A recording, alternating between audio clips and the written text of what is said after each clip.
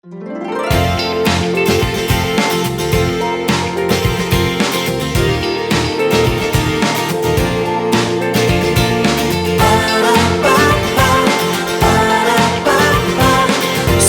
सवेरे पाकिस्तान।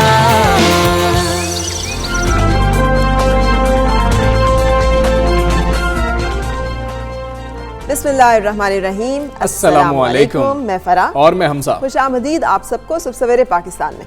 अभी पिछले दिन हम डिस्कस कर रहे थे कि पाकिस्तान में टूरिज्म जो है वो किस दर्जे अब पूरी दुनिया को नजर आ रहा है, दिखाई दे रहा है, बढ़ता जा रहा है, तारीफें हो रही है हमारी एक तरफ से, खाने की चीज़ हो जाए या फिर हमारे शहरों की जिसे कहना चाहिए आर्कियोलॉजिकल वैल्यू हो जाए, यहाँ हिस्टोरिक सकाफत हो जाए, हमारे पहाड़ हो जाए। पहाड़ तो हमारी हमेशा से मशहूर है। चंदूर के मेला जो है वो तो हम सबको शायद याद है, वहाँ पे पोलो का कितना बड़ा एक दुनिया का सबसे हाईएस्ट पोलो ग्राउंड जो है वो मौजूद है। लेकिन उसके साथ साथ हमारे पास 8000 मीटर्स का जो दुनिया का दूसरा बुलंद तरीन पहाड़ K2 कहने को ये दूसरा है, लेकिन हमसे आपको पता है कि ये सबसे मुश्किल तरीन वहशी तरीन, बिल्कुल इसे सबमिट करना जो है वो सबसे मुश्किल तस्वुर किया जाता है। और खासतौर पे सर्दियों में तो कोई इसके नजदीक नहीं जा सकता, इसलिए कि जरूरत नहीं करते। आजकल सर्दी कितनी है, इधर बहुत ज्यादा है, उधर का सोच ही नहीं सकते हम। -60। अगर आप अपने घर में बैठे हुए इस वक्त हीटर में भी, लिहाफ में भी, गर्म कपड़े पहने हुए भी सर्दी लग रही है, तो सोचे जब -60 होता है, अगर उसके साथ हवा जो है वो इतनी तेज स्पीड से चलती है, 120 माइल्स पर आवर की स्पीड से जहाँ हवा चल रही हो और -60 टेम्परेचर हो और इतना पुरखतर हो वो कि उसको जो है ना वहशी कहा जाए, और 8611 मीटर की बुलंदी हो, तो सोचिए आपके वो क्या एक एडवेंचर होगा। लेकिन पाकिस्तान ने एक बड़ा प्राउडली होस्ट किया और वेलकम किया एंड हमने अपने गेस्ट को जो कि नेपाली हमारे कोपहमा थे आए। वैसे उनके यहाँ माउंट एवरेस्ट है, इसलिए शायद पहाड़ों से इतना डरते नहीं है, लेकिन हमारा जैसा बंदा जाए इधर से घर चलते हैं, फिर कभी आएंगे, अगले दफा आएंगे, अगले साल आएंगे। लेकिन पाकिस्तानी कोपहमा थोड़े से नाराज हैं, वो कह रहे हैं कि अगर हमारी सरपरस्ती की जाए ना, हुकूमत सरपरस्ती करे तो ये सारे काम हम भी कर सकते हैं। बिल्कुल कर सकते हैं, वो साथ ही होते हैं। लेकिन अलग से उनका नाम इसलिए नहीं आ सकता क्योंकि वो एक्सपीडिशन जो है उनके नाम की नहीं होती। सो वाकई हमें स्पॉन्सर्स करना चाहिए अपने लोकल, इस तरह के बहुत सारे, सतपारा समेत बहुत सारे ऐसे कोपहमा हैं जो कि बड़े टैलेंटेड हैं and they have all the potential and ability. So ये एक ज़बरदस्त थी पाकिस्तान ने जो पिछले दिनों एक एडवेंचर और एक थ्रिल जो है उसे होस्ट किया, उसके बारे में हमने आपसे जिक्र करना था। आई होप आपने सुना भी होगा और आपने इस खबर को उतना ही इंजॉय किया होगा जितना हम आज तक कर रहे हैं। बिल्कुल ऐसे ही और करते रहेंगे। और अब हम उम्मीद करते हैं पाकिस्तानी कोपहमा जो है उनकी वाकई हुकूमती सरपरस्ती, और वो जो कह रहे हैं उनके वो मुतालबात तो नहीं है बेचारों के, वो तो एक काम कर रहे हैं। जब अगर हम बाकियों को अप्रिशिएट कर रहे हैं तो अपनों को अप्रिशिएट करने का एक चांस तो देना चाहिए कि अच्छा आप करें, फिर हम उसको देखेंगे। खैर बिल्कुल हम टॉप स्टोरीज पर नजर डालते हैं। बिल्कुल जी। ट्रंप अपने मुतराज़ा बयानात के साथ आज माजी का किस्सा बन जाएंगे। जो बाइडन व्हाइट हाउस के नए मकीन होंगे। नौमुंतखब सदर 46 में अमरीकी सदर के ओहदे का हलफ उठाएंगे। नए सदर के इस्तकबाल के लिए व्हाइट हाउस में भरपूर तैयारियां। ट्रंप ने बाइडन को मुबारकबाद देना भी गवारा न किया।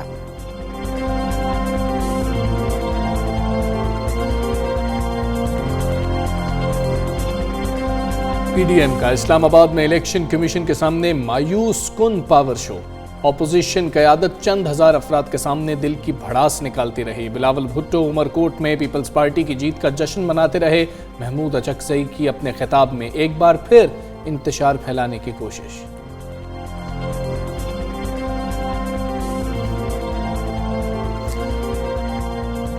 हुकूमत ने आवाम पर एक बार फिर बिजली गिराने की तैयारी कर ली।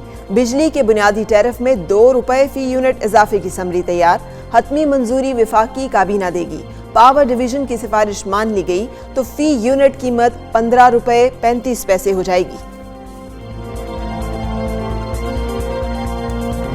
सब्जियां खाएं, हजारों पाउंड इनाम पाएं। बरतानिया में गैर हैवानी अज्जा से खाने तैयार करने वाली कंपनी का बड़ा ऐलान। मुसलसल 3 माह गोश्त ना खाने पर 50,000 पाउंड इनाम दिया जाएगा।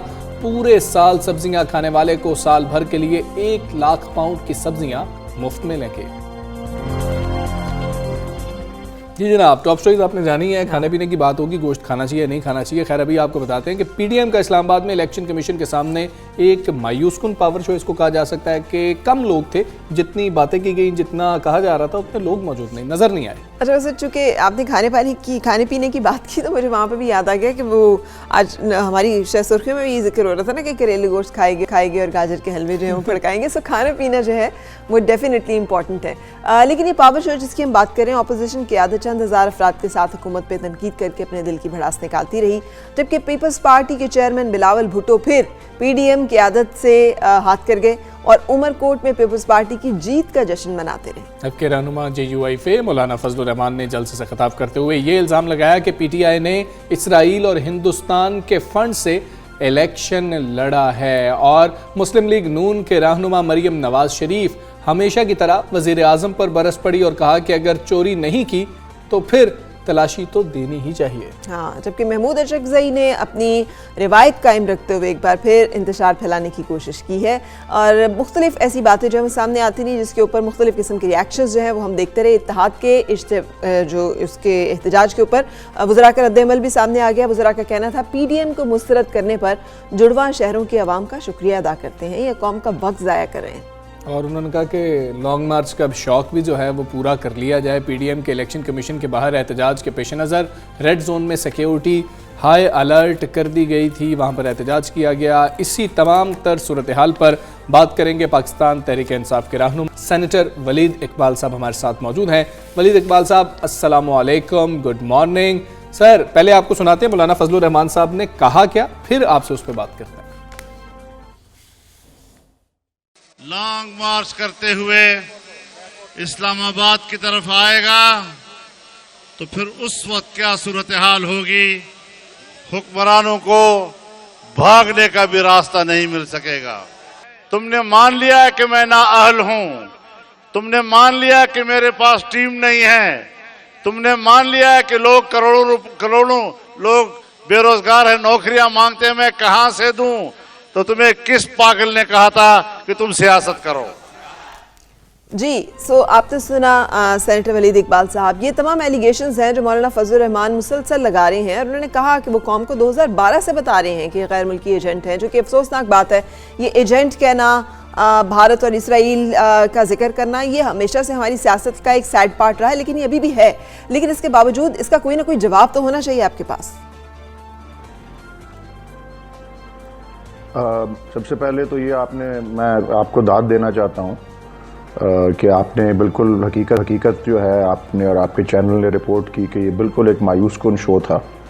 बल्कि मैं तो ऑन ए लाइटर नोट, अगर आप इजाज़त दें, मैं तो चाह रहा था कि आप जो है दूसरा एक मौजू डिस्कस कर रहे थे, वो इतनी छोटी सी जलसी के बाद तो वो मौजू ज़्यादा मुझे अहम लगता है जो आप खाने पीने की अशिया पे कर रहे थे। वो भी करेंगे। पूछना चाह रहा था कि आपने मेरे खिलाने के लिए क्या इंतज़ाम किया हुआ है।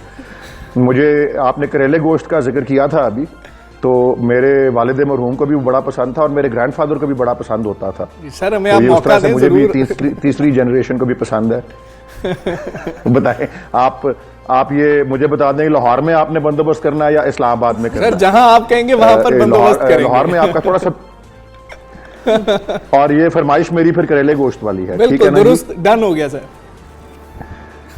तो हमारी, आपकी और मेरी पहली हेडलाइन तो ये है कि अब तीसरी चौथी हेडलाइन पे आते हैं जो आपने अभी की है बात।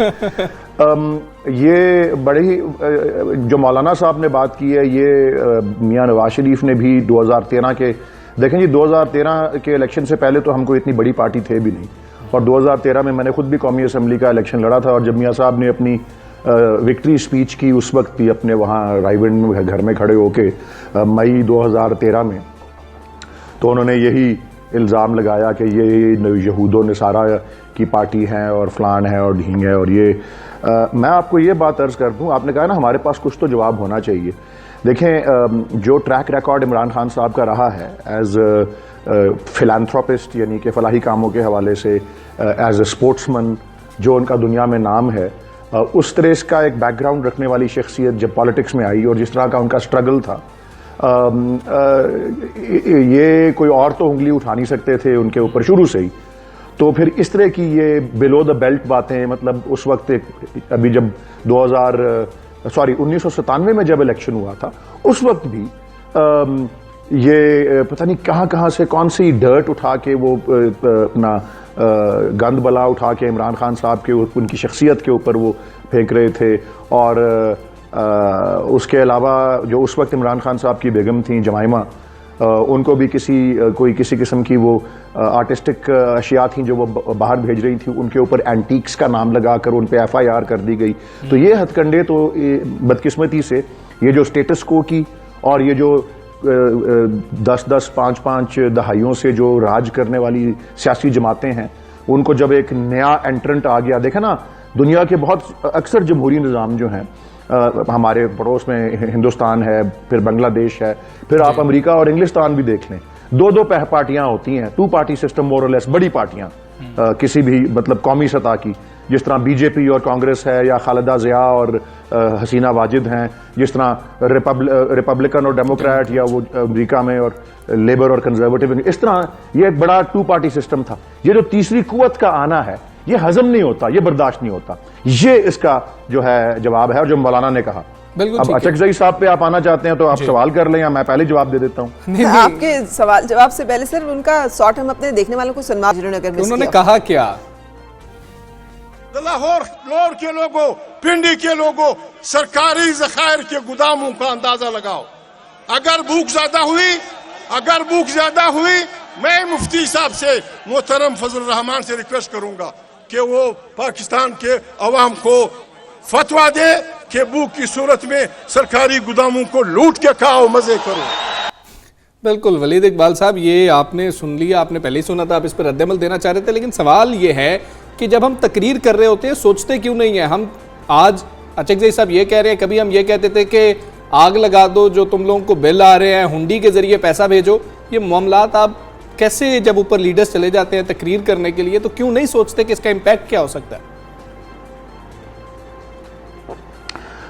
देखें जी, सबसे पहले तो मैं इसको इसकी सियासी पहलू ज़्यादा अहम है, इसका कानूनी पहलू इतना अहम नहीं है, क्योंकि बहुत सी चीज़ों का एक सियासी इम्पैक्ट बहुत अहम होता है, क्योंकि वो इम्पैक्ट होता है जो एक अवाम के ऊपर असर करता है। कानूनी इम्पैक्ट जो है वो तो सिर्फ अदालतों के तक महदूद होता है।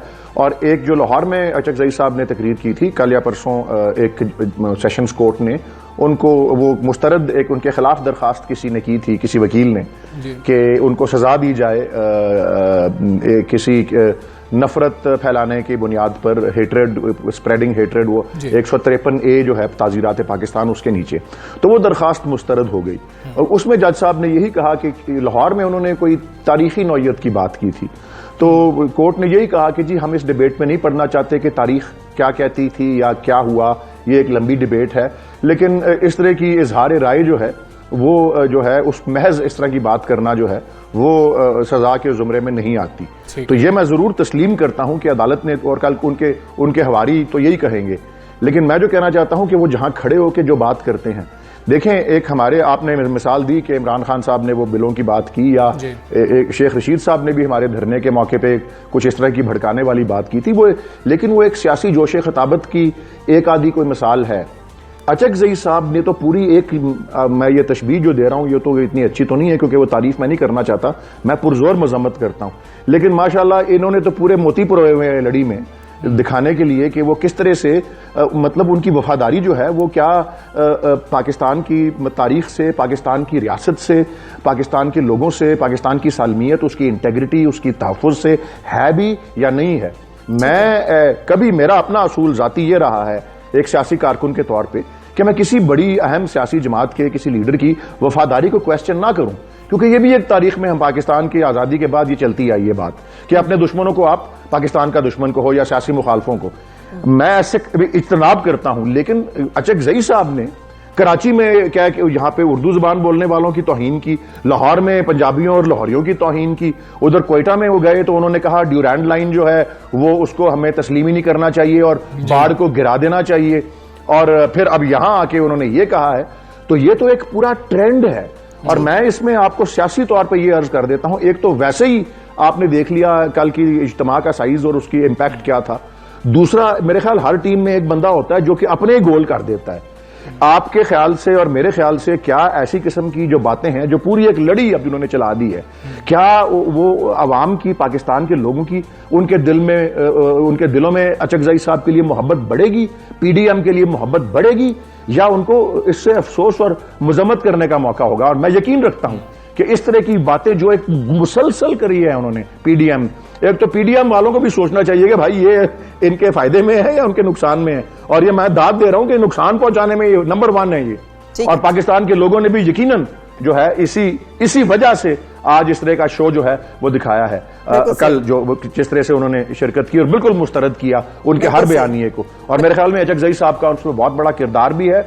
और मैं एक और बात कर दूं प्लीज आखिरी, और वो ये है कि अचकज़ई साहब को फैसला करना चाहिए कि वो मतलब किस साइड पे है, उनकी वफादारी पाकिस्तान की रियासत के साथ है या नहीं है। क्योंकि जब उनके अपने सियासी हलीफ पीएमएलएन जिस तरह है इक्तदार में आते हैं तो वो सारे इक्तदार के मजे लेते हैं, वो चीफ मिनिस्टर अपना बनवाते हैं, वो गवर्नर अपने भाई को बनवाते हैं, तो रियासत से तमाम फायदे भी लेते हैं, और फिर माशाल्लाह जब वो अपोजिशन में आ जाते हैं तो उसके खिलाफ हर किस्म की जो है वो अफसोसनाक और पुरजोर मजम्मत के काबिल बातें करते हैं। मैं तीसरी दफा कहूंगा, मैं पुरजोर मजम्मत करता हूं उनके बयान में। सुबह सवेरे पाकिस्तान,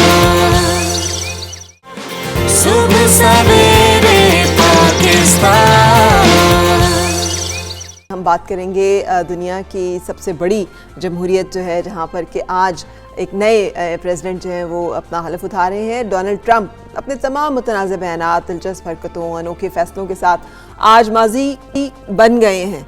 ही इज नो मोर। अच्छा, मुझे वैसे पता क्या लगता है कि ये अभी भी बाज नहीं आएंगे, ये माजी बनना नहीं चाह रहे हैं, कोई ना कोई काम करेंगे। मुझे लगता है कि आपका कोई ना कोई ताल्लुक जो है वो वहाँ की वो सीक्रेट सर्विसेज के साथ है, इसलिए कि उनकी रिपोर्ट्स हैं वो भी यही हैं। और आप देखें ना कि आज वहाँ पे कितना खौफ और दहशत के साए हैं, जो वो इसी रवैये की वजह से हैं और इसी सोच की वजह से फौजी वर्दियां गायब हो गई। आपने जो बाइडेन की सिक्योरिटी पर जो मामूर फौजी थे 11-12 उनको आपने हटा दिया। अजीब से मामलात वहाँ पर चल रहे हैं, और ट्रक्स लगा के आपने रास्ते ब्लॉक किए हुए हैं, महदूद कर दिए तकरीब। पहले तो ये भी आ रहा था कि फौज जो है उसको ख़त लिखे गए हैं, उनको कॉल किया गया है। सो ये तमाम चीज़ें हैं जो कि इससे पहले अमेरिका जो है इन तमाम चीज़ों से वाकिफ़ नहीं थे। ये तीसरी दुनिया के लिए, ये थर्ड वर्ल्ड के लिए ही हमने ये बातें देखी थी कि वहाँ पर ये मामलात होते हैं।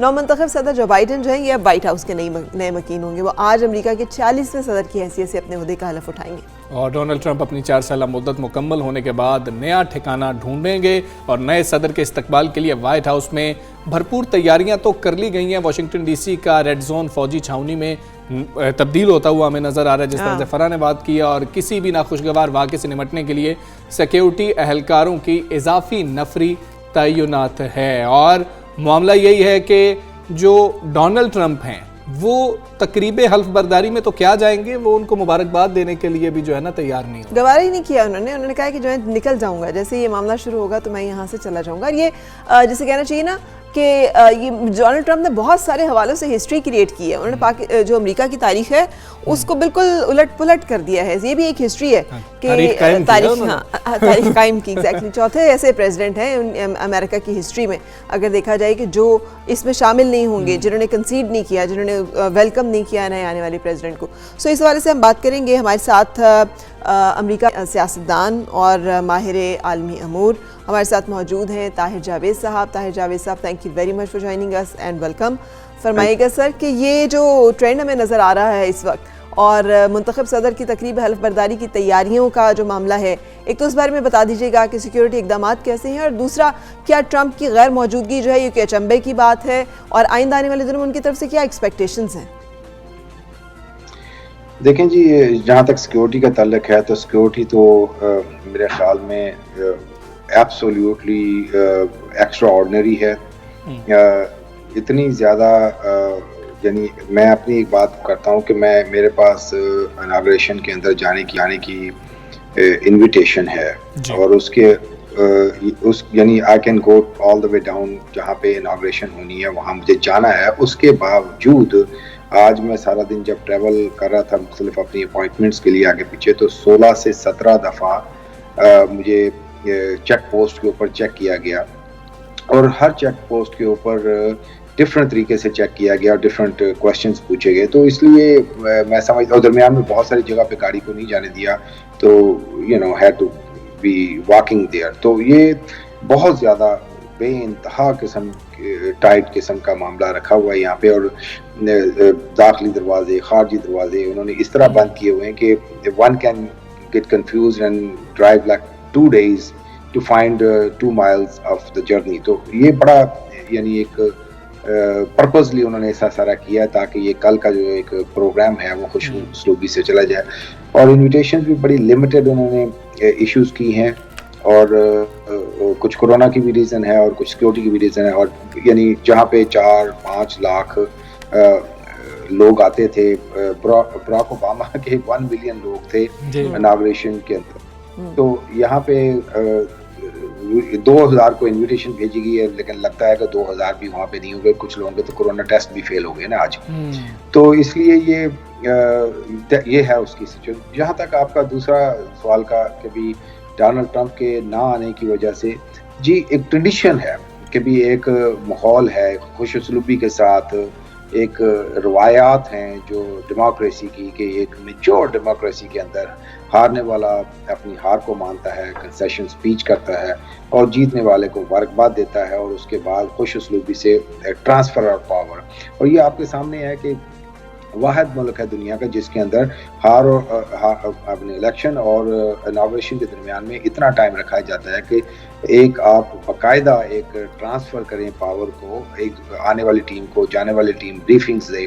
तो वो उस प्रोसेस को तो बिल्कुल दरगुजर किए गए। आप एक ये जो सिंबॉलिक इनॉग्रेशन के अंदर आकर के हैंड शेक करना तो छोटी सी बात है, इन्होंने जो दरमियान में ट्रांजिशन टीम को जो साथ बैठ के ब्रीफिंग्स देनी होती थी, जिसके ऊपर आप you pick up where the other party stopped, वो चीज़ें नहीं हुई। तो ये सारी चीज़ें वो चूँकि एक पुराना तजर्बा है जो बाइडेन का, तो उनके लिए कोई ज़्यादा मुश्किल तो नहीं आएगी, वो पिकअप कर लेंगे। लेकिन बहरहाल अगर कोई नया शख्स होता, पहला बंदा होता, तो उसको 2 महीने इनॉग्रेशन के बाद भी अंडरस्टैंड करने में निकल जाते। बिल्कुल। तो ये तो चीज़ें तो हैं। ठीक है, ताहिर जावेद साहब हमारे साथ ही मौजूद रहिए। वहाँ से हमारे नुमा खुसूसी खुरम शहजाद मौजूद हैं, उनसे भी बात करते हैं। खुरम, आप हमें ये बताएं कि अवामी रद्द-ए-अमल इस वक्त क्या है? जिस तरह से इतनी चेक पोस्ट हैं, इतनी दफ़ा चेकिंग की जा रही है, तो अवाम क्या खौफ का शिकार हैं और समझ रहे हैं कि फिर से कोई हंगामा हो सकता है? जी बहुत शुक्रिया। यह जो सबसे अहम बात है अवाम की तरफ से, खासतौर पर रिपब्लिकन जो उनके इस वक्त यहाँ पे लोग हैं, जो प्रेसिडेंट ट्रंप के हमायतियों का ये कहना है ये सब ड्रामा किया है, ये सब एहतजाज को रोकने का ड्रामा किया है। 2000 अफराद शिरकत कर रहे हैं और 50,000 की सिक्योरिटी लगा दी है, सिर्फ ये तासुर देने के लिए कि प्रेसिडेंट ट्रंप जो है वो कोई ऐसा कमोशन करने चाह रहे हैं जिससे जो है वो हर चीज़ उल्ट हो जाएगी। यहाँ पे जो लोगों का जो अवामी तौर पे जो रद्द-ए-अमल है, उनका ये कहना है कि हुकूमत जो है वो एक्स्ट्रा प्रिकॉशंस जो ले रही है वो पिछले जो उनका जो पिछला इंसिडेंट हुआ उसको रोकने की वजह से। लेकिन एट द सेम टाइम जो 74 मिलियन उनके प्रेसिडेंट ट्रंप के वोटर हैं, उनका अपना रवैया है। उनका ये कहना है कि गवर्नमेंट जो है ये एक ऐसा इन्वायरमेंट क्रिएट कर रही है जिसके अंदर रिपब्लिकन के बारे में और प्रेसिडेंट ट्रंप के बारे में हेट का आंसर पूरी दुनिया में जाके देखें। इस बंदे की वजह से 1 मिलियन लोगों ने आना था यहाँ पे इनॉग्रेशन में, जो ओबामा के टाइम पे आए थे, अब वो नहीं आ सकते क्योंकि प्रेसिडेंट ट्रंप ने ये हरकत की जो उसने पिछले 1 हफ्ते पहले की थी। तो अवाम की तरफ से तो यकीनन जो एक मिक्स रद्द-ए-अमल आ रहा है, और ख़ासतौर पे अब जबकि सारे रास्तों को बंद कर दिया गया है, वो पिछले 1 हफ्ते जो स्मॉल बिजनेसेस हैं वो मुकम्मल तौर पे बंद हो गए थे, क्योंकि जगह जगह पे उन्होंने चेक पोस्टें लगा के और रुकावटें लगा के, और जो सरकारी मुलाजमीन थे उनको वो तो पहले घरों से काम कर रहे थे, कल का दिन उनको वैसे छुट्टी होगी। तो स्मॉल बिजनेसेस जो पहले बहुत स्ट्रगल कर रहे थे, अब उनके अंदर मज़ीद वो एक और चीज़ ऐड हो गई। और ख़ासतौर पर जो अभी जो प्रेसिडेंट ट्रंप ने आज जो स्टेटमेंट्स दी हैं, उसके बाद तो ये लग ये रहा है कि ये जो मामला है यहाँ पर रुकेगा नहीं, क्योंकि आज उनका ये कहना था कि आज से मेरी स्ट्रगल जो है मेक अमेरिका ग्रेट अगेन दोबारा से शुरू होगी। तो इसकी एक रिवाइवल जो है वो दोबारा से शुरू होगी। तो वो उन्होंने एक तरफ तो उन्होंने एक्सेप्टेंस की तरफ जाते हुए नज़र आ रहे थे, दूसरी तरफ रेजिस्टेंस की तरफ जाते हुए नज़र आ रहे थे। तो लेकिन जो रवायत थी वो बिल्कुल जो है वो उसका ना होना, एक प्रेसिडेंट के दूसरे प्रेसिडेंट का ट्रांजिशन ऑफ पावर के अंदर ना होना, अमेरिकन इसको एज एन इंसल्ट ले रहे हैं। वो समझ रहे हैं कि अमेरिकन वैल्यूज़ को हर्ट किया है, अमेरिकन वैल्यूज़ को ऊपर एक जो दबा है वो लगेगा अगर प्रेसिडेंट ट्रंप जो है उसके अंदर शिरकत नहीं करते। सदर जो हैं जो बाइडेन अब हल्फ उठाने जा रहे हैं, लेकिन पाकिस्तान पे क्या असरात होंगे, नई पॉलिसीज क्या हो सकती हैं? ओबामा दौर में कुछ पॉलिसीज थी पाकिस्तान के हवाले से, अब कौन सी होंगी ये भी देखना होगा। बहुत इंपॉर्टेंट है क्योंकि ट्रंप ने आके बहुत सारी चीज़ों को डायमेंशन और उसकी डायरेक्शन बिल्कुल फर्क कर दी थी, तो वो अब क्या होगी, स्पेशली जबकि एक और राइजिंग पावर जो है वो इस वक्त दुनिया में मौजूद है, चाइना, जो कि वर्ल्ड ऑर्डर को चैलेंज करने की एबिलिटी एंड कैपेबिलिटी रखता है। सो इस हवाले से बातचीत करेंगे, लेकिन थोड़ा सा टाइम फ्रेम, चूंकि हमारे जो पार्टिसिपेंट्स हैं मुसलसल कल इसलिए कह रहे हैं अमेरिका में भी रात है, अमेरिका में भी कुछ घंटों के बाद उनकी सुबह का आगाज 2 घंटे बाद उनका भी आज शुरू हो जाएगा। तो अभी एक ब्रेक लेते हैं, ब्रेक के बाद आपको फिर मिलता है।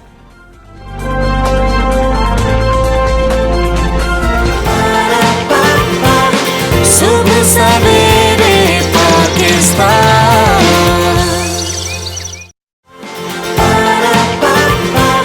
सुबह सवेरे पाकिस्तान।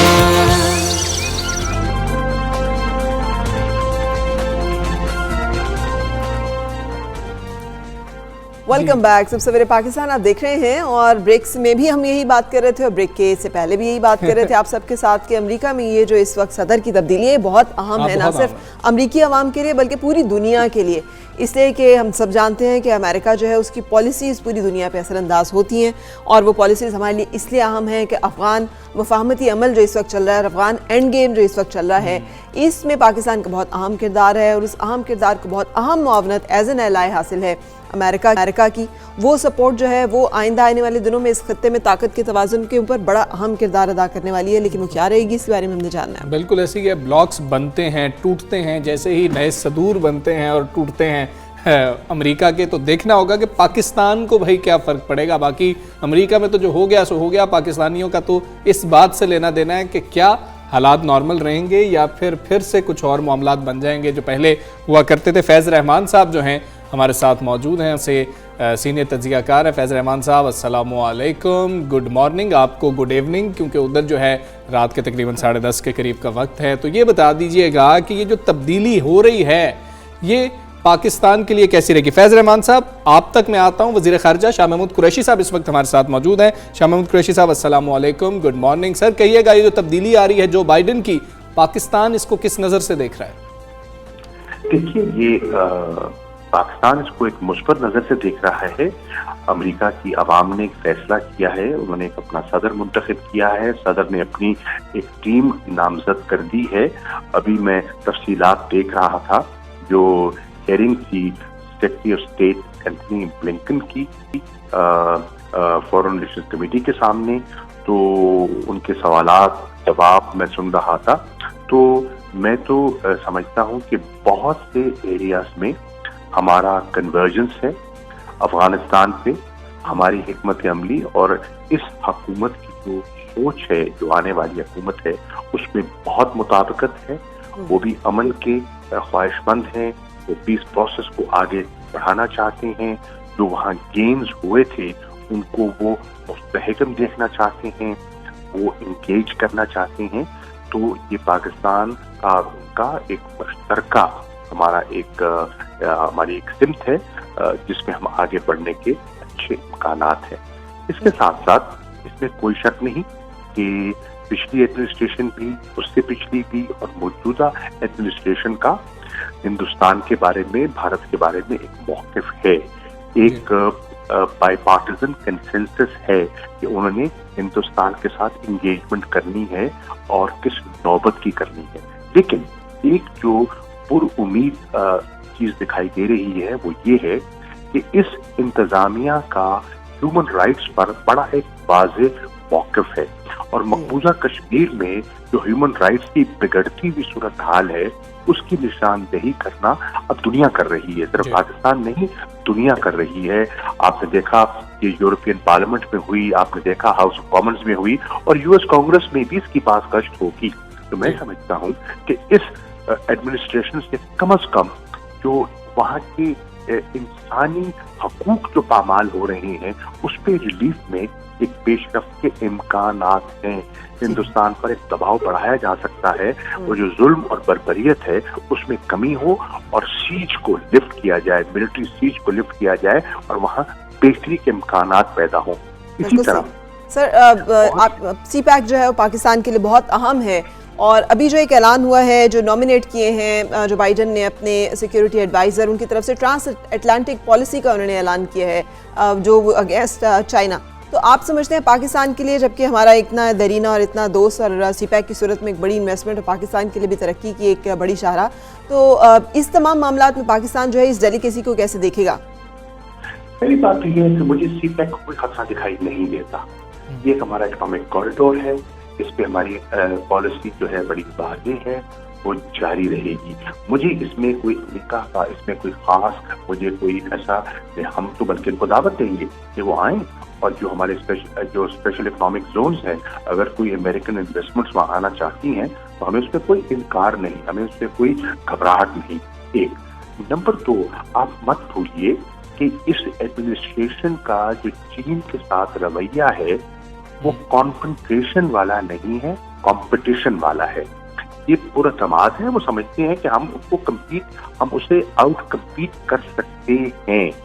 ये समझते हैं कि हमारे कई एरियाज में हमारा नुक्ता नज़र चीन से मुख्तलिफ है, लेकिन बहुत से एरियाज ऐसे हैं जहां हमारी जो कई इश्यूज पर आपस में तावन हो सकता है और तावन के इम्कानात भी मौजूद हैं। तो ऐसा इम्कान है कि चीन के साथ जो ट्रम्प की है, देखिए चीन उनके लिए चैलेंज तो है, उससे तो इनकार कर नहीं सकते आप, लेकिन ये ट्रम्प की तरह जिस तरह वो बिल्कुल उन्होंने एक अपने अंदाज में चीन को लिया था, मेरे राय में इनकी एक बैलेंस्ड अप्रोच के इम्कानात ज्यादा है। पाकिस्तान के चीन के साथ ताल्लुकात से कोई इनकार नहीं कर सकता, दुनिया उससे वाकिफ है, लेकिन अमेरिका और पाकिस्तान को जो अमेरिका की जरूरत है उससे अमेरिका भी इनकार नहीं कर सकता। बिल्कुल सही, बहुत शुक्रिया। हमारे साथ वज़ीर मौजूद है शाह महमूद कुरैशी साहब। सुबह सवेरे पाकिस्तान, सुबह सवेरे पाकिस्तान। ये जो तब्दीली है, चेंज ऑफ कमांड है, इससे क्या असरात मुरतब होंगे खारजा पॉलिसी पे अमेरिका की, और वो खारजा पॉलिसी पाकिस्तान पे कैसे असरअंदाज होती है, आपको दिखाई देती है? बहुत बहुत शुक्रिया। सबसे पहले फराह और हमजा, आप दोनों को गुड मॉर्निंग, अस्सलाम वालेकुम, आपको और आपके नाज़रीन को बहुत बहुत शुक्रिया once again for taking on your show. Shah साहब ने बहुत मुहतात और बड़ी मुनासिब गुफ्तगू की है, और मेरा ख्याल है बहुत अच्छा इन्होंने एक नक्शा पेश किया है आने वाले दिनों का पाकिस्तान के हवाले से। लेकिन मैंने कुछ चीज़ें देखी हैं पाकिस्तानी प्रेस में, कुछ एनालिसिस देखे हैं जिसमें लोग ये समझ रहे हैं कि शायद पॉलिसी वही रहेगी, शुरू से वही होती आई है और वही हालात चलते रहेंगे। ऐसा नहीं है। अगर आप ये एक तो ये कि शख्सियात में ज़मीन आसमान का फ़र्क, यानी बाइडन और ट्रम्प साहब दो बिल्कुल मुतज़ाद शख्सियात थे, तो सिर्फ उसकी वजह से ही बहुत बड़ा फ़र्क पड़ेगा, नंबर 1। नंबर 2 ये कि आप फौरी तौर पर अभी ऐसा नहीं होगा कि ओवरनाइट कल हल्फ संभालते ही फौरी आपको तब्दीलियाँ नजर आ जाएंगी। तब्दीलियाँ आएंगी, और जैसे ये खुद हमारे शाह साहब ने फरमाया कि जो ह्यूमन राइट्स का इशू है, देखिए उन्होंने उसको सिर्फ भारत से लिंक किया है। मैं समझता हूँ कि वो पूरा लिंक होगा पूरे रीजन से, जिसमें अफगानिस्तान भी शामिल है और उसमें पाकिस्तान भी शामिल होगा। और इसलिए ज़्यादा बहुत एम्फेसिस है कि तारीख में पहली दफ़ा वाइट हाउस में बाकायदा एक नेशनल सिक्योरिटी जो एक प्लेटफॉर्म है, जो ऑफिस है, उसमें एक सेक्शन खुला किया है डेडिकेटेड, जो कि सिर्फ डेमोक्रेसी, ह्यूमन राइट्स पर जोर देगा। पहली दफा हुआ है ये, तो जाहिर है कि ये एक इनका फोकस रहेगा। इसमें हमारा फायदा ये होगा कि भारत जो इस वक्त जुल्म कर रहा है, बर्बरियत जो वहाँ जारी है कश्मीरियों के साथ, मुझे उम्मीद ये है कि कश्मीरियों को बहुत ज़्यादा रिलीफ मिलेगा। उसकी दो वजूह हैं अहम। एक तो ये एक तो मैंने जैसा अभी अर्ज किया आपसे कि ऑफिस ह्यूमन राइट्स का, और दूसरा कि कमला हारिस जो कि खुद आधी इंडियन है, उन्होंने बाकायदा ये कहा है और ऑन टेप, ऑन रिकॉर्ड, कि वो कश्मीरियों को अकेला नहीं छोड़ेंगी। ये ऑन रिकॉर्ड उन्होंने कहा, नंबर 1। नंबर 2, बाइडन साहब ने बाकायदा एक वीडियो मैसेज के जरिए जो आर्टिकल 370 को रिवोक किया मोदी साहब ने, उसकी उन्होंने मजम्मत की है। तो ये वो तमाम अहम चीज़ें हैं जिनको अगर कड़ियाँ जोड़ें तो लगता है मुझे कि कुछ पाकिस्तान को और कुछ कश्मीरियों को कश्मीर के मामले पर रिलीफ मिलेगा। मसला हल तो नहीं होगा, लेकिन रिलीफ ज़रूर मिलेगा। अच्छा, अब आप आइए चाइना की तरफ। देखिए, चाइना का मामला ऐसा है कि इसमें कोई शक नहीं है कि आज जो हियरिंग्स हुई हैं कंफर्मेशन की ब्लिंकन साहब के साथ, तो उन्होंने खुलकर बात की। एक तो ये उन्होंने कहा कि चाइना और रशिया उनके दो मेजर एडवर्सरीज हैं, यानी दो मेजर, ये समझ लें, उन्होंने दुश्मन का लफ्ज़ तो इस्तेमाल नहीं किया, लेकिन जाहिर है कि वो दो मेजर एक कंपैटिटर्स हैं इंटरनेशनल, जिसको कि वो अपनी फोकस करेंगे। जब भी अमेरिका में चाइना का जिक्र आएगा, मुझे असल में आप दोनों का नाम साथ देना पड़ता है, फरहा एंड हमजा, तो जब भी दोनों का जिक्र आएगा, जब चाइना का जिक्र आएगा, जाहिर आप दोनों का भी जिक्र आएगा। तो जो होगा ये कि चूंकि इसको बात को जरा संभालना, इसलिए मैं ऐसा कह रहा हूँ कि, लेकिन जाहिर चाइना से कोई ताल्लुक नहीं इस सिलसिले का आप दोनों से। जब चाइना का जिक्र आता है तो लामहला यहाँ के जो पॉलिसी मेकर्स हैं वो पाकिस्तान किसी न किसी कोने में उस सफ़े पर मौजूद है, और पाकिस्तान के साथ जो चाइना के जो एक बढ़ते हुए ताल्लुकात हैं, जो इंगेजमेंट है, उसको वाशिंगटन में न सिर्फ ट्रंप के ज़माने में बल्कि आज भी इवन डेमोक्रेट्स जो हैं वो भी इसको बहुत अच्छी नज़रों से नहीं देखते। अब उसमें शिद्दत आती है या कमी आती है ये देखना है, लेकिन पाकिस्तान को देखिए इस वक्त जो शाह साहब ने बहुत अच्छी बातें की, मुझे खुशी है कि उनको पूरा एक ज़ाहिर एक वज़ीर ख़ारजा हैं एक बहुत बड़े अहम मुल्क के, तो उन अब इस वक्त पाकिस्तान अपने कार्ड्स कैसे खेलता है, कैसे अपने आप को इन करता है, एंगेज करता है। यहाँ इस वक्त अफसोसनाक बात यह है, आई होप के शाह साहब अभी लाइन पर और सुन रहे हों, कि वॉशिंगटन में हमारा कोई प्लेटफॉर्म नहीं है, कोई एंगेजमेंट नहीं है हमारे लोगों का, हमारी कम्युनिटी का। हम लोग आपस में अपनी अपनी पार्टियों की नुमाइंदगी करते हैं, पीटीआई के बैठे हुए हैं, मुस्लिम लीग नून के बैठे हुए हैं, लेकिन पाकिस्तान की यहाँ पर अमेरिका में, वॉशिंटन में नुमाइंदगी होना, मुल्की सतह पर, कौमी सतह पर नुमाइंदगी होनी चाहिए। फैज रहमान, बहुत शुक्रिया आपका। सुबह सवेरे बहुत इंपॉर्टेंट पॉइंट था जो वो जिसकी मैंने निशानदही कर रहे थे, और यही वो बात है कि जब उन्होंने सिलेक्शन किया है तो 20 अफराद जिनका ताल्लुक इंडिया से है, जिनमें से 17 जो हैं जो व्हाइट हाउस कॉम्प्लेक्स का हिस्सा हैं, जो कि बड़ी इंपॉर्टेंट एडमिनिस्ट्रेटिव पोजीशंस हैं, पॉलिसी मेकिंग के ऊपर भी असरअंदाज होने की एबिलिटी, जिसमें कमला हैरिस तो हमारे सामने ही है, और मुस्लिम अगर देखा जाए तो तकरीबन 4 या 5 हैं। लेकिन उनका ये ऐलान कि वो मुसलमानों को रिलीफ देंगे, मुसलमानों के साथ जो ज्यादती उसे कॉम्पनसेट करेंगे और पाबंदियां जो है उठाएंगे। पहली तकरीर बहुत अहम होगी जो अमरीकी वक्त के मुताबिक जो स्केड्यूल सामने आया 9:48 पर, सुबह 9:48 पर की जाएगी अमरीकी वक्त के मुताबिक, वो सबसे अहम है, उस पर नजर रखेंगे और फिर इंशाल्लाह उस पर भी बात होगी कि वो तकरीर कैसी रही। आगे बढ़ते हैं, पाकिस्तान की कुछ बात कर लेते हैं कि हुकूमत ने अवाम पर एक बार फिर जो है बिजली गिराने की तैयारी फुल कर ली। ये कितनी खौफनाक सी बात लगती है ना, लेकिन ये इतनी ही खौफनाक बात है, इसलिए तो मुसलसल बिल्स जो है वो बढ़ते चले जा रहे हैं। पावर डिवीजन ने बिजली के बुनियादी टैरिफ में 2 रुपए फी यूनिट के इजाफे की तैयारी कर ली है, समरी तैयार कर ली गई है, यानी सार्फिन पर टोटल जो अगर हम कहें तो 170 अरब रुपए बोझ पड़ेगा।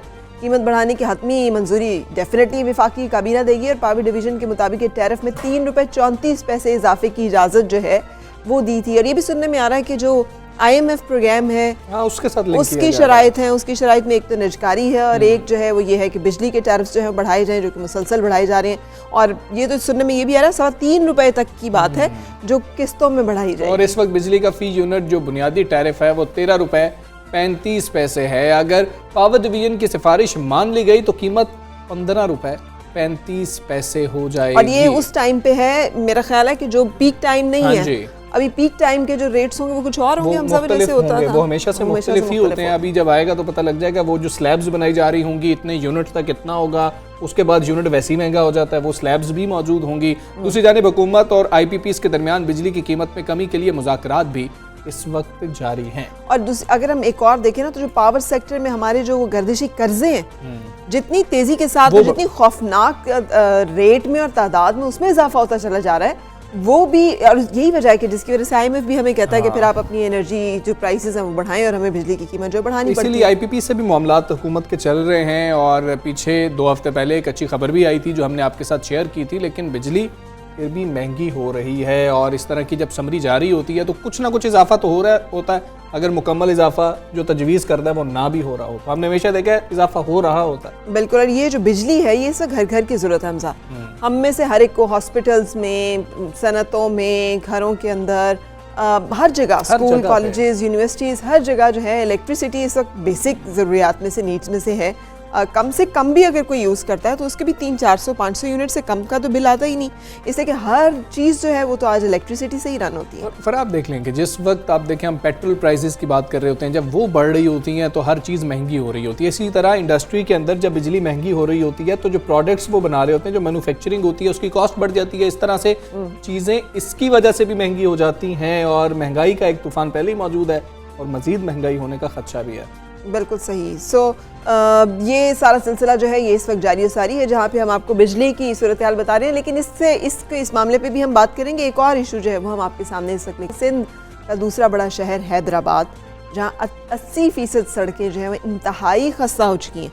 और अगर हम कह रहे हैं ना पाकिस्तानी इंतहाई खस्ता हो चुकी है, जिन्हें छोटे मोटे खड्डे जो हैं वो तो खड्डे नजर ही नहीं ना आते। आप फील ही नहीं करते। समटाइम्स मोटरवे पे भी एक दो जगह ऐसी है कि आप जा रहे हो ना तो अचानक से आप ठक करके आप जो है उस खड्डे में जाते हैं और आप सरप्राइज हो जाते हैं कि यार ये भी हो सकता है। अच्छा, मोटरवे पर भी देयर इज अ पॉइंट जहाँ पे कि आपको एक खड्डा सा फील होता है। हमीदुर रहमान से हैदराबाद की सूरत हाल जरा जानते हैं कि हैदराबाद में सड़कों की क्या सूरत। जी हमीदुर रहमान बताइएगा। जी सादिया, हैदराबाद सिंध का दूसरा बड़ा शहर है और हैदराबाद सिंध का एक तारीखी शहर है। 80 की दहाई तक ये शहर बहुत खूबसूरत था। यहाँ की सड़कें, यहाँ के पार्क्स, यहाँ के ग्राउंड्स, लोग जो है वो दूर दराज इलाकों से इस शहर की तफरीह के लिए आया करते थे। लेकिन अफसोस के साथ कहना पड़ता है कि अब ये शहर तबाही से दो चार हो चुका है। लातादाद मसाइल हैं इस शहर के। किन किन मसाइल पर गुफ्तगू की जाए? सेवरेज का मसला है, पीने के पानी का मसला है, तालीम, सेहत, हर लिहाज से इस शहर को नज़रअंदाज किया गया है। आज हम बात करेंगे हैदराबाद की सड़कों की। हैदराबाद की जो सड़कें हैं वो मुकम्मल तौर पर तबाह हो चुकी हैं। 80 से 90% सड़कें जो हैं वो खस्ता हाली का शिकार हैं, टूट फूट का शिकार हैं और वहाँ पर ट्रैफिक की रवानी मुतासिर हो रही है। लोगों को काफ़ी मुश्किलात का सामना है। हैदराबाद के इलाके फुलेली, परेटाबाद, गुड्स नाका, फ़कीर का पेड़, हाली रोड, उसके अलावा लतीफ़ाबाद 12 नंबर और कई इलाके ऐसे हैं जहाँ पर सड़कें जो हैं वो इंतहाई खस्ता हो चुकी हैं। कई सालों से जो है हुकूमत जो है उनकी तरफ कोई तवज्जो नहीं दे रही है। बल्दियाती नुमाइंदे 5 साल की मुद्दत अपनी पूरी कर कर चले गए, उन्होंने भी इस हवाले से कोई काम नहीं किया। वो यही कहते रहे कि उनके पास जो है वो इख्तियारात नहीं है, उनके पास वसाइल की कमी है। जो हैदराबाद के मुंतखब नुमाइंदे हैं, अरकान सूबाई असम्बली, अरकान कौमी असम्बली, वो भी यही कहते हैं कि हुकूमत की जानिब से उन्हें फ़ंड्स नहीं मिल रहे और शहरियों का यही मुतालबा है कि हुकूमत सिंध जो है वो हैदराबाद की जानिब तवज्जो दे, हैदराबाद की सड़कों की तामीर के लिए जो है वो खुसूसी तौर पर ग्रांट का ऐलान करें और ये सड़कें तामीर की जाएं। बिल्कुल ठीक है हमीदुर रहमान, बहुत शुक्रिया आपका। आप हैदराबाद की जो सूरत हाल है वो हमें बता रहे थे। इससे मसाइल बढ़ते क्या हैं? हम समझते हैं कि सड़क टूटी या क्या होता होगा, वक्त ज़्यादा लग जाता होगा। आपकी गाड़ी, आपकी मोटरसाइकिल, आपकी साइकिल भी अगर उस पर है तो उसकी मेंटेनेंस इतनी बढ़ जाती है कि आम आदमी जेब से वो पैसे भी नहीं निकाल सकता। हाँ, जिंदगी को खतरा होता है बाज़-औक़ात। हाँ, इसकी वजह से कुछ भी ऐसे हादसा हो सकते हैं जो कि अवॉइडेबल हैं। और हमसा एक तो ये है ना कि सड़कें टूटी फूटी हैं। एक और बहुत मसला है, हर तरफ कैट आइज लगाई हुई हैं गैर ज़रूरी तौर पे। वो कितना टायर को नुकसान पहुंचाती है और कितना उसकी वजह से कितने लोगों के खर्चे बढ़ते हैं, कितनी वो दिक्कत और परेशानी होती है। ये तमाम चीज़ें तो हैं। वैसे हैदराबाद की हम बात करें तो हैदराबाद में बॉम्बे बेकरी भी है। आपने उसके केक्स खाए? मैंने नहीं खाए। आपने खाए? नहीं खाए तो कई लोगों ने खाए होंगे और वो कह रहे होंगे हाँ हमने खाया फरा और बहुत मजे के होते हैं। कैसे होते हैं? ये बहुत ज़बरदस्त होते हैं। और उसका ये एक ऐसी चीज़ है, ये कुछ चीज़ें सौगात होती है ना, किसी इलाके का खास तोहफा होती हैं। सो भले टूटी फूटी सड़कें हैं लेकिन हर इलाके की, हर शहर की अपनी खासियत है, खूबसूरती है। अब होना ये चाहिए कि सूबाई हुकूमत जो है वो उसको रिस्टोर करे, उन तमाम चीज़ों को और बढ़ाए, ना कि इस तरह की मुश्किलात की वजह से लोगों का जीना दूभर हो जाए।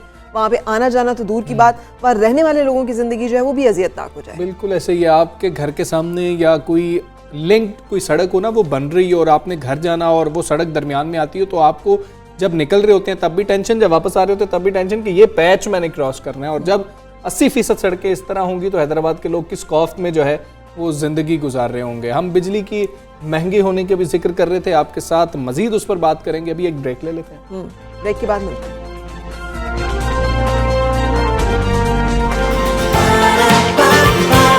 सुबह सवेरे पाकिस्तान,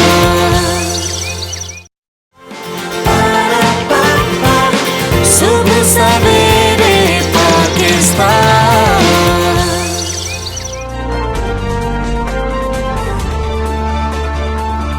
वेलकम बैक, सुबह सवेरे पाकिस्तान आप देख रहे हैं और आपको लेके चलेंगे हेडलाइंस की तरफ। किन्नू रस भरा, खट्टा, मीठा, लजीज फल, फायदे भी बेशुमार। ज़रूरी अजनास में किन्नू पाकिस्तान का सबसे बड़ा बरामदी फल। पाकिस्तान में किन्नू की पैदावार लाखों टन, मगर एक्सपोर्ट मयार की नहीं। ज़रा सी मेहनत और कोशिश से वैल्यू एडेड मसनूआत की बरामदात 5 साल में $1 अरब तक बढ़ाई जा सकती हैं।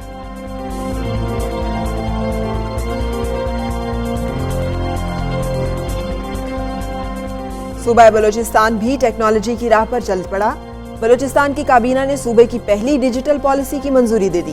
पॉलिसी अहदाफ में ई गवर्नेंस फराहम करना, डिजिटल सर्विसेज तक अवाम की रसाई। हुकूमत सूबे में जदीद तरीन मरकजी डाटा सेंटर कायम करेगी।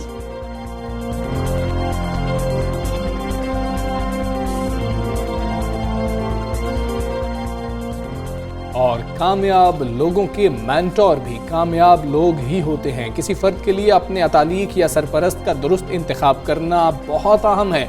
मेंटोर का बर वक्त इंतखाब कम वक्त में कामयाबी की जमानत क्या? पाकिस्तान में मेंटोर्स का कोई तसव्वुर मौजूद है? इसी पर बात होगी। जी, टॉप स्टोरीज आपने जानी है। हम ब्रेक से पहले कुछ बात कर रहे थे, बिजली कर रहे थे, बिजली जो गिर रही है हम पाकिस्तानियों के ऊपर। अच्छा, बिजली आती नहीं है। अभी पिछले दिनों अगर आपको याद हो तो एक ब्रेकडाउन हुआ है जो कि बहुत ही, जिसे कहना चाहिए ब्रेकडाउन था, और उस ब्रेकडाउन ने बहुत सारी हमारी कोताहियों कमियों के ऊपर जो है वो उसके पर्दे चाक कर दिए। हमें मालूम हुआ कि यार ये भी हो सकता है, किस तरह से एकदम से आप मुकम्मल तारीकी में डूब सकते हैं, ये कितना बड़ा एक सिक्योरिटी रिस्क है। लेकिन उसके बावजूद बिजली जो है वो महंगी होती चली जा रही है। IPPs का मामला सुनते चले जा रहे हैं कि उनके साथ हमारे मुआहदे हो रहे हैं। गर्दिशी कर्जा बढ़ता चला जा रहा है और इस दर्जे तक पहुंच गया है कि यकीन नहीं आता कि इतना गर्दिशी कर्जा जो है ये किस तरह से अदा किया जाएगा। हाँ, चढ़ कैसे गया और अदा कैसे होगा? बिल्कुल ऐसे ही है। और इसी पर बात कर लेते हैं। Energy expert Arshad H Abbasi साहब हमारे साथ मौजूद हैं। अरशद साहब, अस्सलाम वालेकुम, गुड मॉर्निंग। बिजली की कीमतों में टैरिफ में कुछ इजाफा किया जा रहा है और IMF के साथ जोड़ा जा रहा है कि शायद IMF की कुछ शराइत आने वाली हैं जिसकी वजह से पहले ही ये मामला हम पूरा कर लें, उनकी जो शराइत हैं उनको पहले ही पूरा कर लिया जाए। क्या कुछ मामला IMF के साथ जुड़ता है सर? जी सलाम। असल में आपने इंट्रो में काफ़ी अच्छी बातें कर दी हैं पहले ही कि एक तो बात ये है कि गर्दिशी कर्जा, दूसरी बात ये है कि पावर ब्रेकडाउन, और तीसरा टैरिफ का बढ़ना। यानी ये वो 3 बेसिक मिसाइल हैं जिसके ऊपर ये गवर्नमेंट भी काबू नहीं पा सकी, और इसका इम्पैक्ट क्या आ रहा है वो कंज्यूमर, आप पे, मुझ पे, सब पे आ रहा है। पहली बात तो ये है कि जितना भी अभी हमारी बिजली बन रही है इसमें कोल यानी कोयले से और LNG से ये ज़्यादा है। अब ये दोनों इम्पोर्टेड फ्यूल है। जब आप इम्पोर्टेड फ्यूल लेके आ रहे हैं तो इंटरनेशनल मार्केट में प्राइस फ्लैक्चुएट तो होगी। जब प्राइस तब्दील होगी, फ्लैक्चुएट होगी, तो ओबियसली उसका असर किस पे पड़ेगा? पाकिस्तानी बिजली की कीमत पे पड़ेगा। अब आप देखिए कि रिसेंट दिनों में LNG की जो प्राइस है वो सर्दी में डेफिनेटली ऊपर जाती है, और जैसे आपने काफ़ी डिस्कस भी किया, डिबेट भी किया कि हमने बड़ी लेट टेंडरिंग की, बड़ी देर से हमने एक मायदे किए, और जो पहले जो कतर के साथ मायदा हुआ था उससे कहीं ज़्यादा हमने मायदे शॉर्ट टर्म किए। इसका इम्पैक्ट किस पे आ रहा है? ये 2 रुपये, 1.5 रुपया, इतना महंगी बिजली आ रही है। इसी तरह जो रिफॉर्म होनी थी, यानी जो लाइन लॉसेस कम होने थे, क्योंकि लाइन लॉसेस जितने ज़्यादा होंगे इतनी ये जो कीमत है ये मैं और आप कंज्यूमर ही देगा, ये हमें देने पड़ते हैं। एक्चुअली ये लाइन लॉसेस कम नहीं हुए बल्कि ये ज़्यादा हुए हैं। इसके पर भी कोई कमी खातरख्वाह कुछ भी नहीं हो सका। और तीसरी जो सबसे बड़ी बात है जी कि देखिए पाकिस्तान में बिजली की, पहले हम कहते थे जी बड़े कम कारखाने हैं, बिजली कम है, ये बात वाकई सही थी। अब हमारी जो कैपेसिटी है तकरीबन 36,000 मेगावाट है, कंजम्पशन हमारी कम है, 10,000 है। देखिए वो जो बाकी हम कंज्यूम नहीं कर रहे उसे कहते हैं कैपेसिटी पेमेंट। तो कैपेसिटी पेमेंट मैंने और आपने, हमने सबने ये पेमेंट देनी है। तो ये जो 3 अमल है, इंटरनेशनल मार्केट में फ्यूल प्राइस की कीमत बढ़ना, LNG के बर वक्त मायदे ना होना, कोल प्राइस की कीमत भी बढ़ना, और फिर लाइन लॉसेस। ये जो लाइन लॉसेस जिसे कहते हैं, ये बिजली की जो चोरी है या कोई और जो अवामिल है जिसकी वजह से कोई टेक्निकल लॉसेस हैं जहां हमारे पावर ड्रॉप होती है, इसका असर भी किस पे आएगा? कीमत पे आएगा। तो ये 3 अवामिल हैं जिसकी वजह से बिजली की कीमत बढ़ रही है। और जो जैसे साथियों ने बात भी कही है वो ये है कि अभी भी 24/7 बिजली पाकिस्तान में बिल्कुल नहीं आती। ये बात इलाकों में, दही इलाकों में, बाद एरियो में ये पावर शट डाउन है। ये यानी जो डिस्ट्रीब्यूशन में जो आना चाहिए था, रिफॉर्म आनी चाहिए थी, बेहतरी आनी चाहिए थी, बदकिस्मती से वो बिल्कुल नहीं आई। ये सारी बातें ही निकली हैं।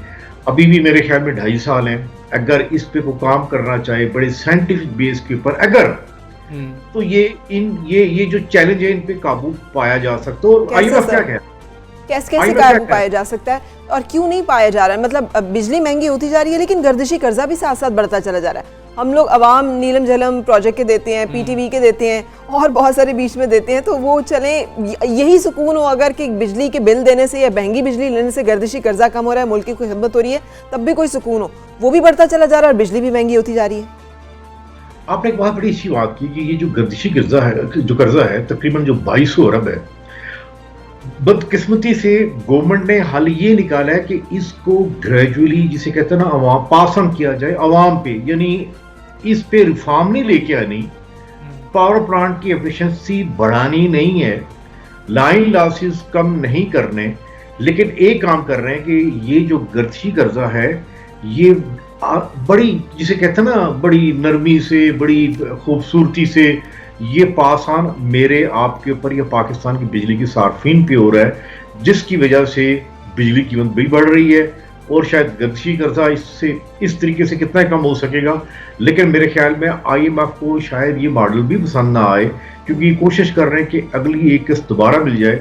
उस किस्त के लिए ये कोशिश ये भी है कि हम बिजली की कीमतें बढ़ाएं, सुई गैस की कीमतें बढ़ाएं, और मेरा ख्याल है ये एक सस्टेनेबल सोल्यूशन नहीं है।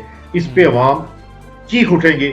मैं आपको पहले बता दूं कि पूरे एशिया में शायद जापान को छोड़ के सबसे महंगी बिजली पाकिस्तान में है। आप पर यूनिट प्राइस कहां तक चलेगी? बिल्कुल ठीक है। अच्छा, तो भाई साहब ये फरमाइएगा, हमने आईपीपीएस की बड़ी बात सुनी, धूम सुनी, खुशखबरियां सुनी कि मामला तय पा रहे हैं, कम से कम बिजली महंगी नहीं होगी, सस्टेन कर जाएगी। अगर सस्ती नहीं भी हो रही होगी तो महंगी हो रही है, मुआहदे भी हो रहे हैं, तारीफें भी हो रही हैं, ये क्या मामला है? देखिए, जहां तक मेरी मालूमात का ताल्लुक है, वो ये जो जितनी बातें हैं ये एक सिनारे ख्वाब ही थे कि हमारे मायदे हो रहे हैं, आज हम कर रहे हैं, नहीं कर रहे हैं।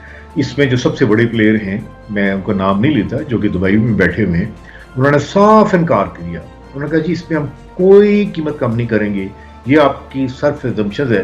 क्योंकि जो रिपोर्ट बनी थी सर्कुलर डेट के ऊपर, एक साहब ने बनाई थी, उस रिपोर्ट में सच्ची बात है कि फंडामेंटल फ्लॉज भी थे।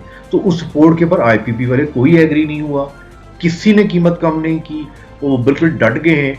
और बल्कि मैं आपको प्रोग्राम में बता भी देता हूँ कि जो सबसे बड़ा प्लेयर है उसने तो साफ कहा है कि देखिए हमारे लिए इंटरनेशनल कोर्ट ऑफ आर्बिट्रेशन हाजिर है, हम वहां पे चले जाएंगे और वहां आपके पास कोई जवाब नहीं होगा। और इससे पहले पास में जैसे हबको है या कारके है, हमारी बड़ी सुखी हुई है। और ये जिसे कहते हैं निगोसिएशन, ये मुज़ाकरात है, ये 1 साल में इसका कोई फायदा नहीं हुआ। देखिए आप रिजल्ट देखें, रिजल्ट ये कि आपकी बिजली महंगी हुई। अगर कोई मायदा कामयाब होता तो कीमत कम होती, कीमत कम नहीं हो सकी।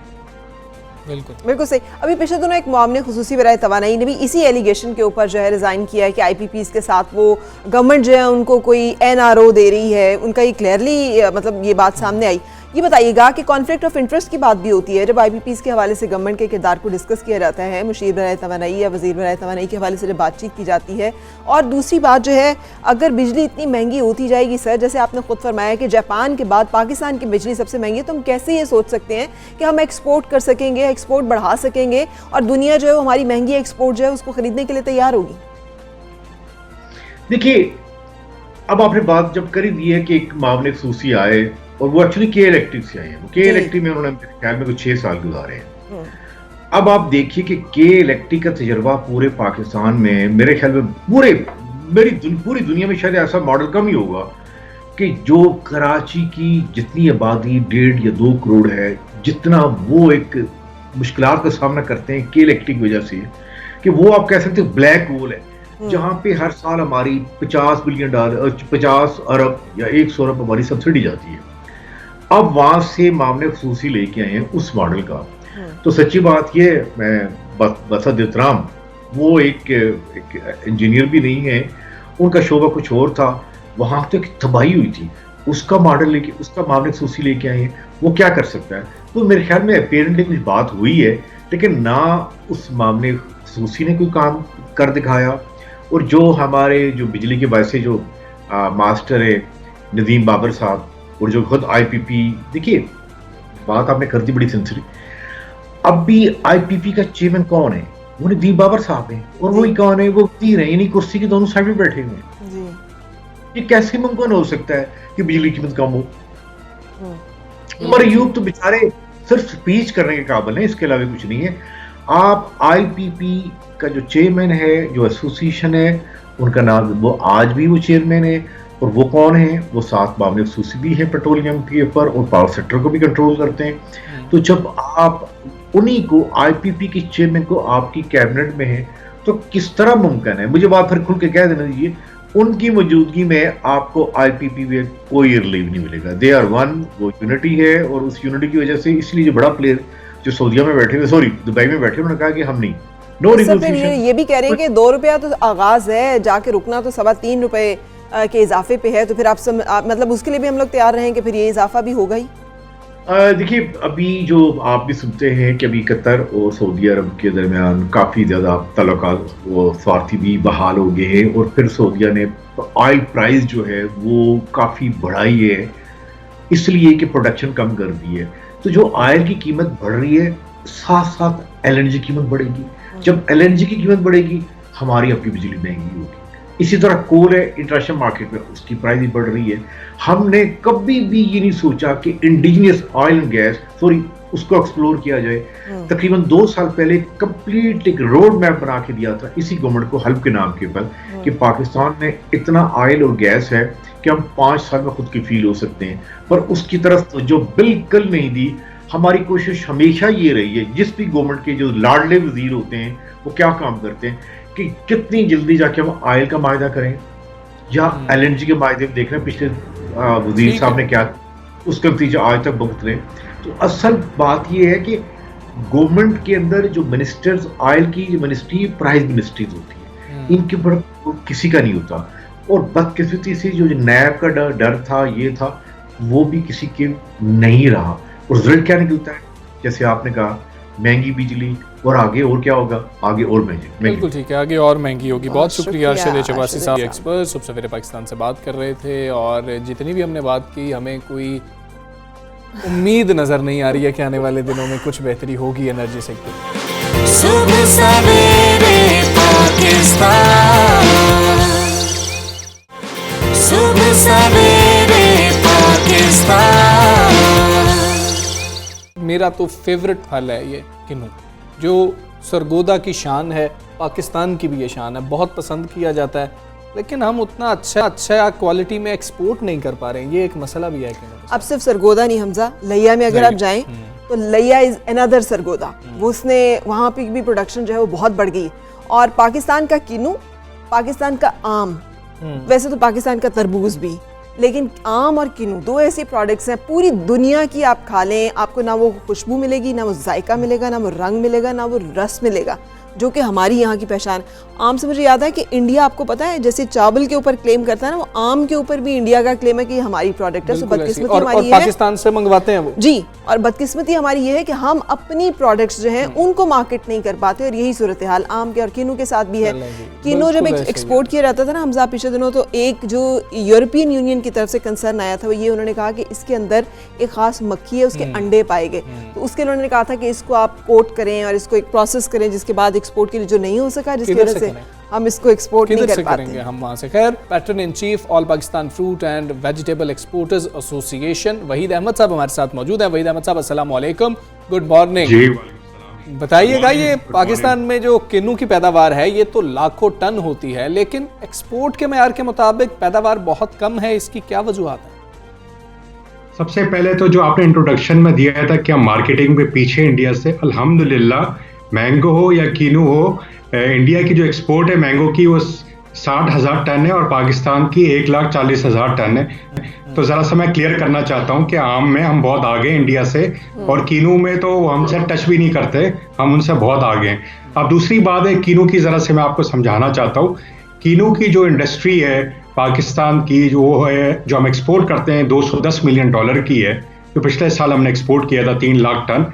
इस साल जो हमारा टारगेट है 3.5 लाख टन है। मगर बात यह है कि किन्नू की जो वैरायटी है वो 60 साल से लगी हुई है। दुनिया में क्या होता है, जो वैरायटी होती है 25 साल के बाद बदलती है, तो ये 60 साल हो गए हैं और इसकी जो क्वालिटी है डिक्लाइन होती जा रही है। तो जब क्वालिटी डिक्लाइन होगी, जाहिर बात है जो आपने इंट्रोडक्शन में बताया कि BOC जो है 70 to 80% हो गया, जो A क्वालिटी है वो जो है वो बहुत कम हो गया है। तो इसलिए एक्सपोर्ट के ये इश्यूज आ रहे हैं। हमें न्यू वैरायटीज पे काम करना है, हमें नए जो एरिया को एक्सपेंड करना है, इसलिए कि सरगोदा के अंदर कीनू की जो लाइफ है वो ख़त्म हो चुकी है।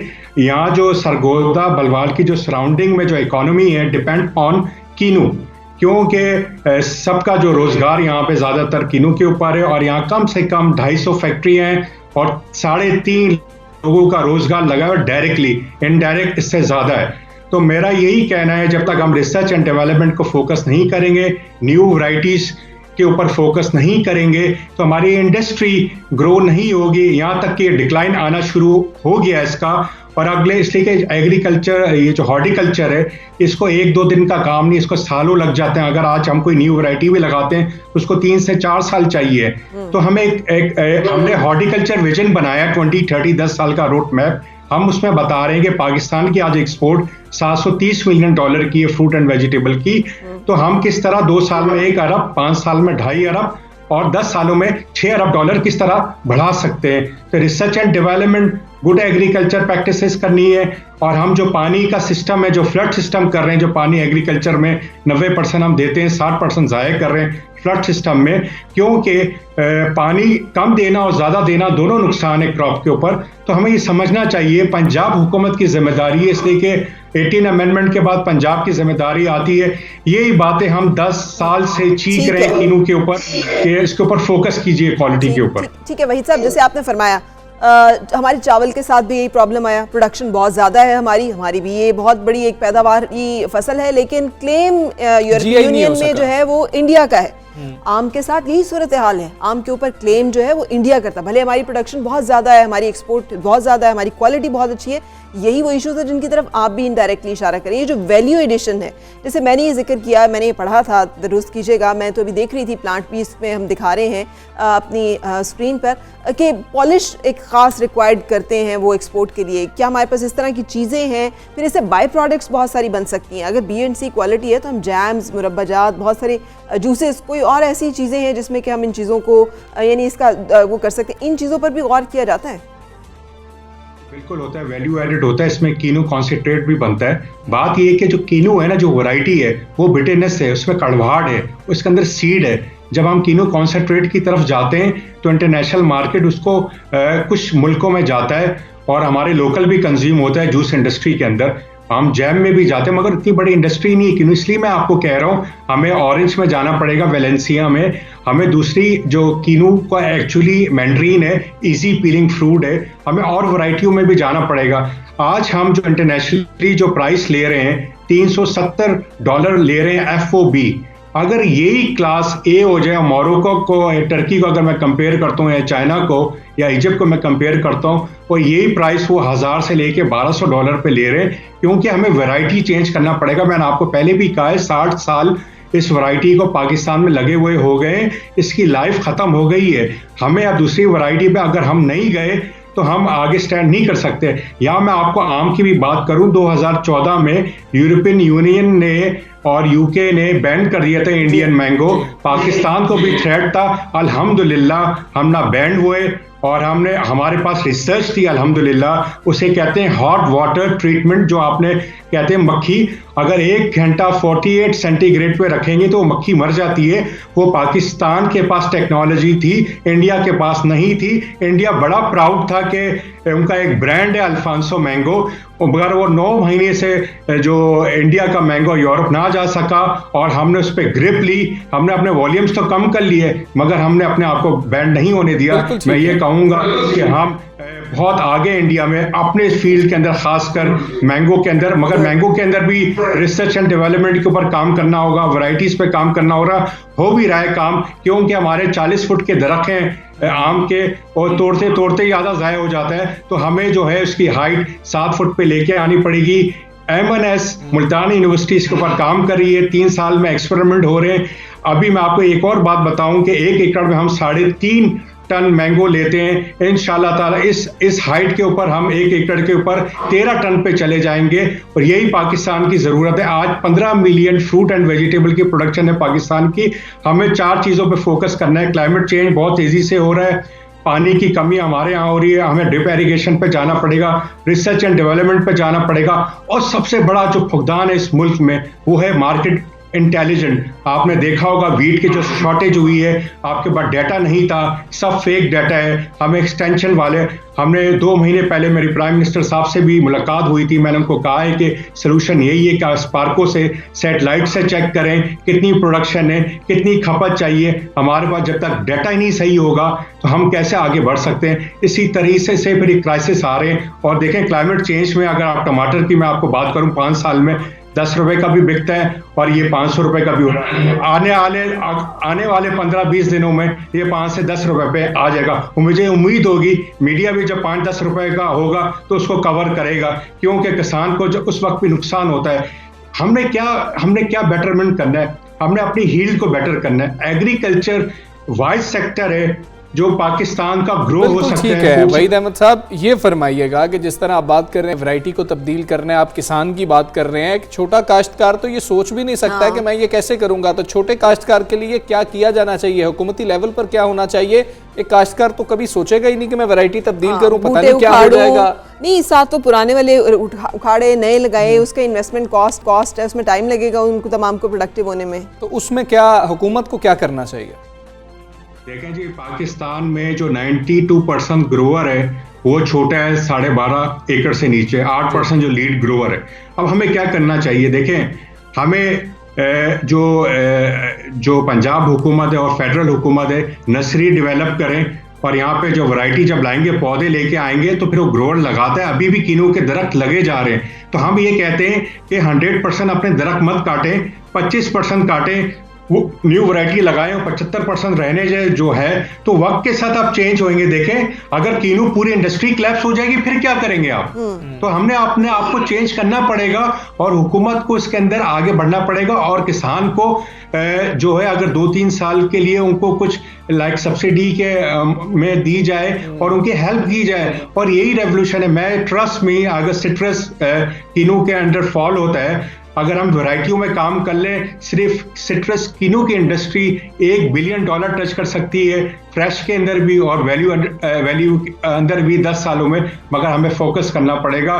जो हम ट्रेडिशनली काम कर रहे हैं 72 साल में, उस प्रैक्टिस से हमें निकलना पड़ेगा, हमें मॉडर्न प्रैक्टिस में जाना पड़ेगा। इसलिए कि आपका क्लाइमेट चेंज हो रहा है और चैलेंज है आपको। अगर मैं वर्ल्ड बैंक की और FAO की रिपोर्ट बताऊं, कुछ मुल्क प्लस के अंदर है एग्रीकल्चर में, कुछ मुल्क में फर्क नहीं हो रहा। पाकिस्तान का जो हिस्सा है -50 के ऊपर है डिक्लाइन। ये 2015 से लेके 2050 की रिपोर्ट बनी है। इसलिए हमारे प्राइम मिनिस्टर क्लाइमेट चेंज की बात करते रहते हैं और ठीक है, प्राइम मिनिस्टर क्लाइमेट चेंज की बात करते रहते हैं। अब आपका बहुत शुक्रिया। और ग्रेजुअली जो है इसको चेंज किया जा सकता है, वैरायटी को एकदम तो ये हो भी नहीं सकता है। हाँ, लेकिन हमजा, मैंने जब भी बात की है ना, कोई भी ट्रेडर्स एसोसिएशन हो, कोई भी एसोसिएशन हो, वो मुझे लगता है, जैसे भट्टा वालों से हमने बात की तो वो इतने इन्फॉर्म्ड है, तो वो क्यों नहीं इस तरह की इन्फॉर्मेशनल सेशंस या इस तरह की चीज़ें करते? सेल्फ हेल्प के तहत बहुत सारी चीज़ें क्यों नहीं स्टार्ट की जा सकती? हर एक चीज़ के लिए हम गवर्नमेंट की तरफ क्यों देखते हैं कि वो हमें सब्सिडी दे? ठीक है, गवर्नमेंट की पैट्रोनेज होनी चाहिए, बहुत इंपॉर्टेंट है, डिनाई नहीं किया जा सकता उसे। लेकिन अगर इन्फॉर्मेशन है तो उसको इन एसोसिएशंस को भी पास ऑन करना चाहिए, सेशंस होने चाहिए, अवेयरनेस होनी चाहिए। और अगर सब्सिडी मिल भी जाएगी तो फरा, आपको लगता है छोटे काश्तकार तक ये सब्सिडी पहुँचेगी? ये एक बहुत बड़ा क्वेश्चन मार्क है। खैर, हम एक ब्रेक लेते हैं, ब्रेक के बाद आपसे फिर मिलते हैं।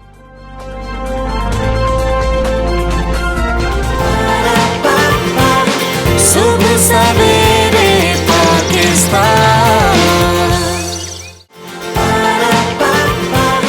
सुबह सवेरे पाकिस्तान।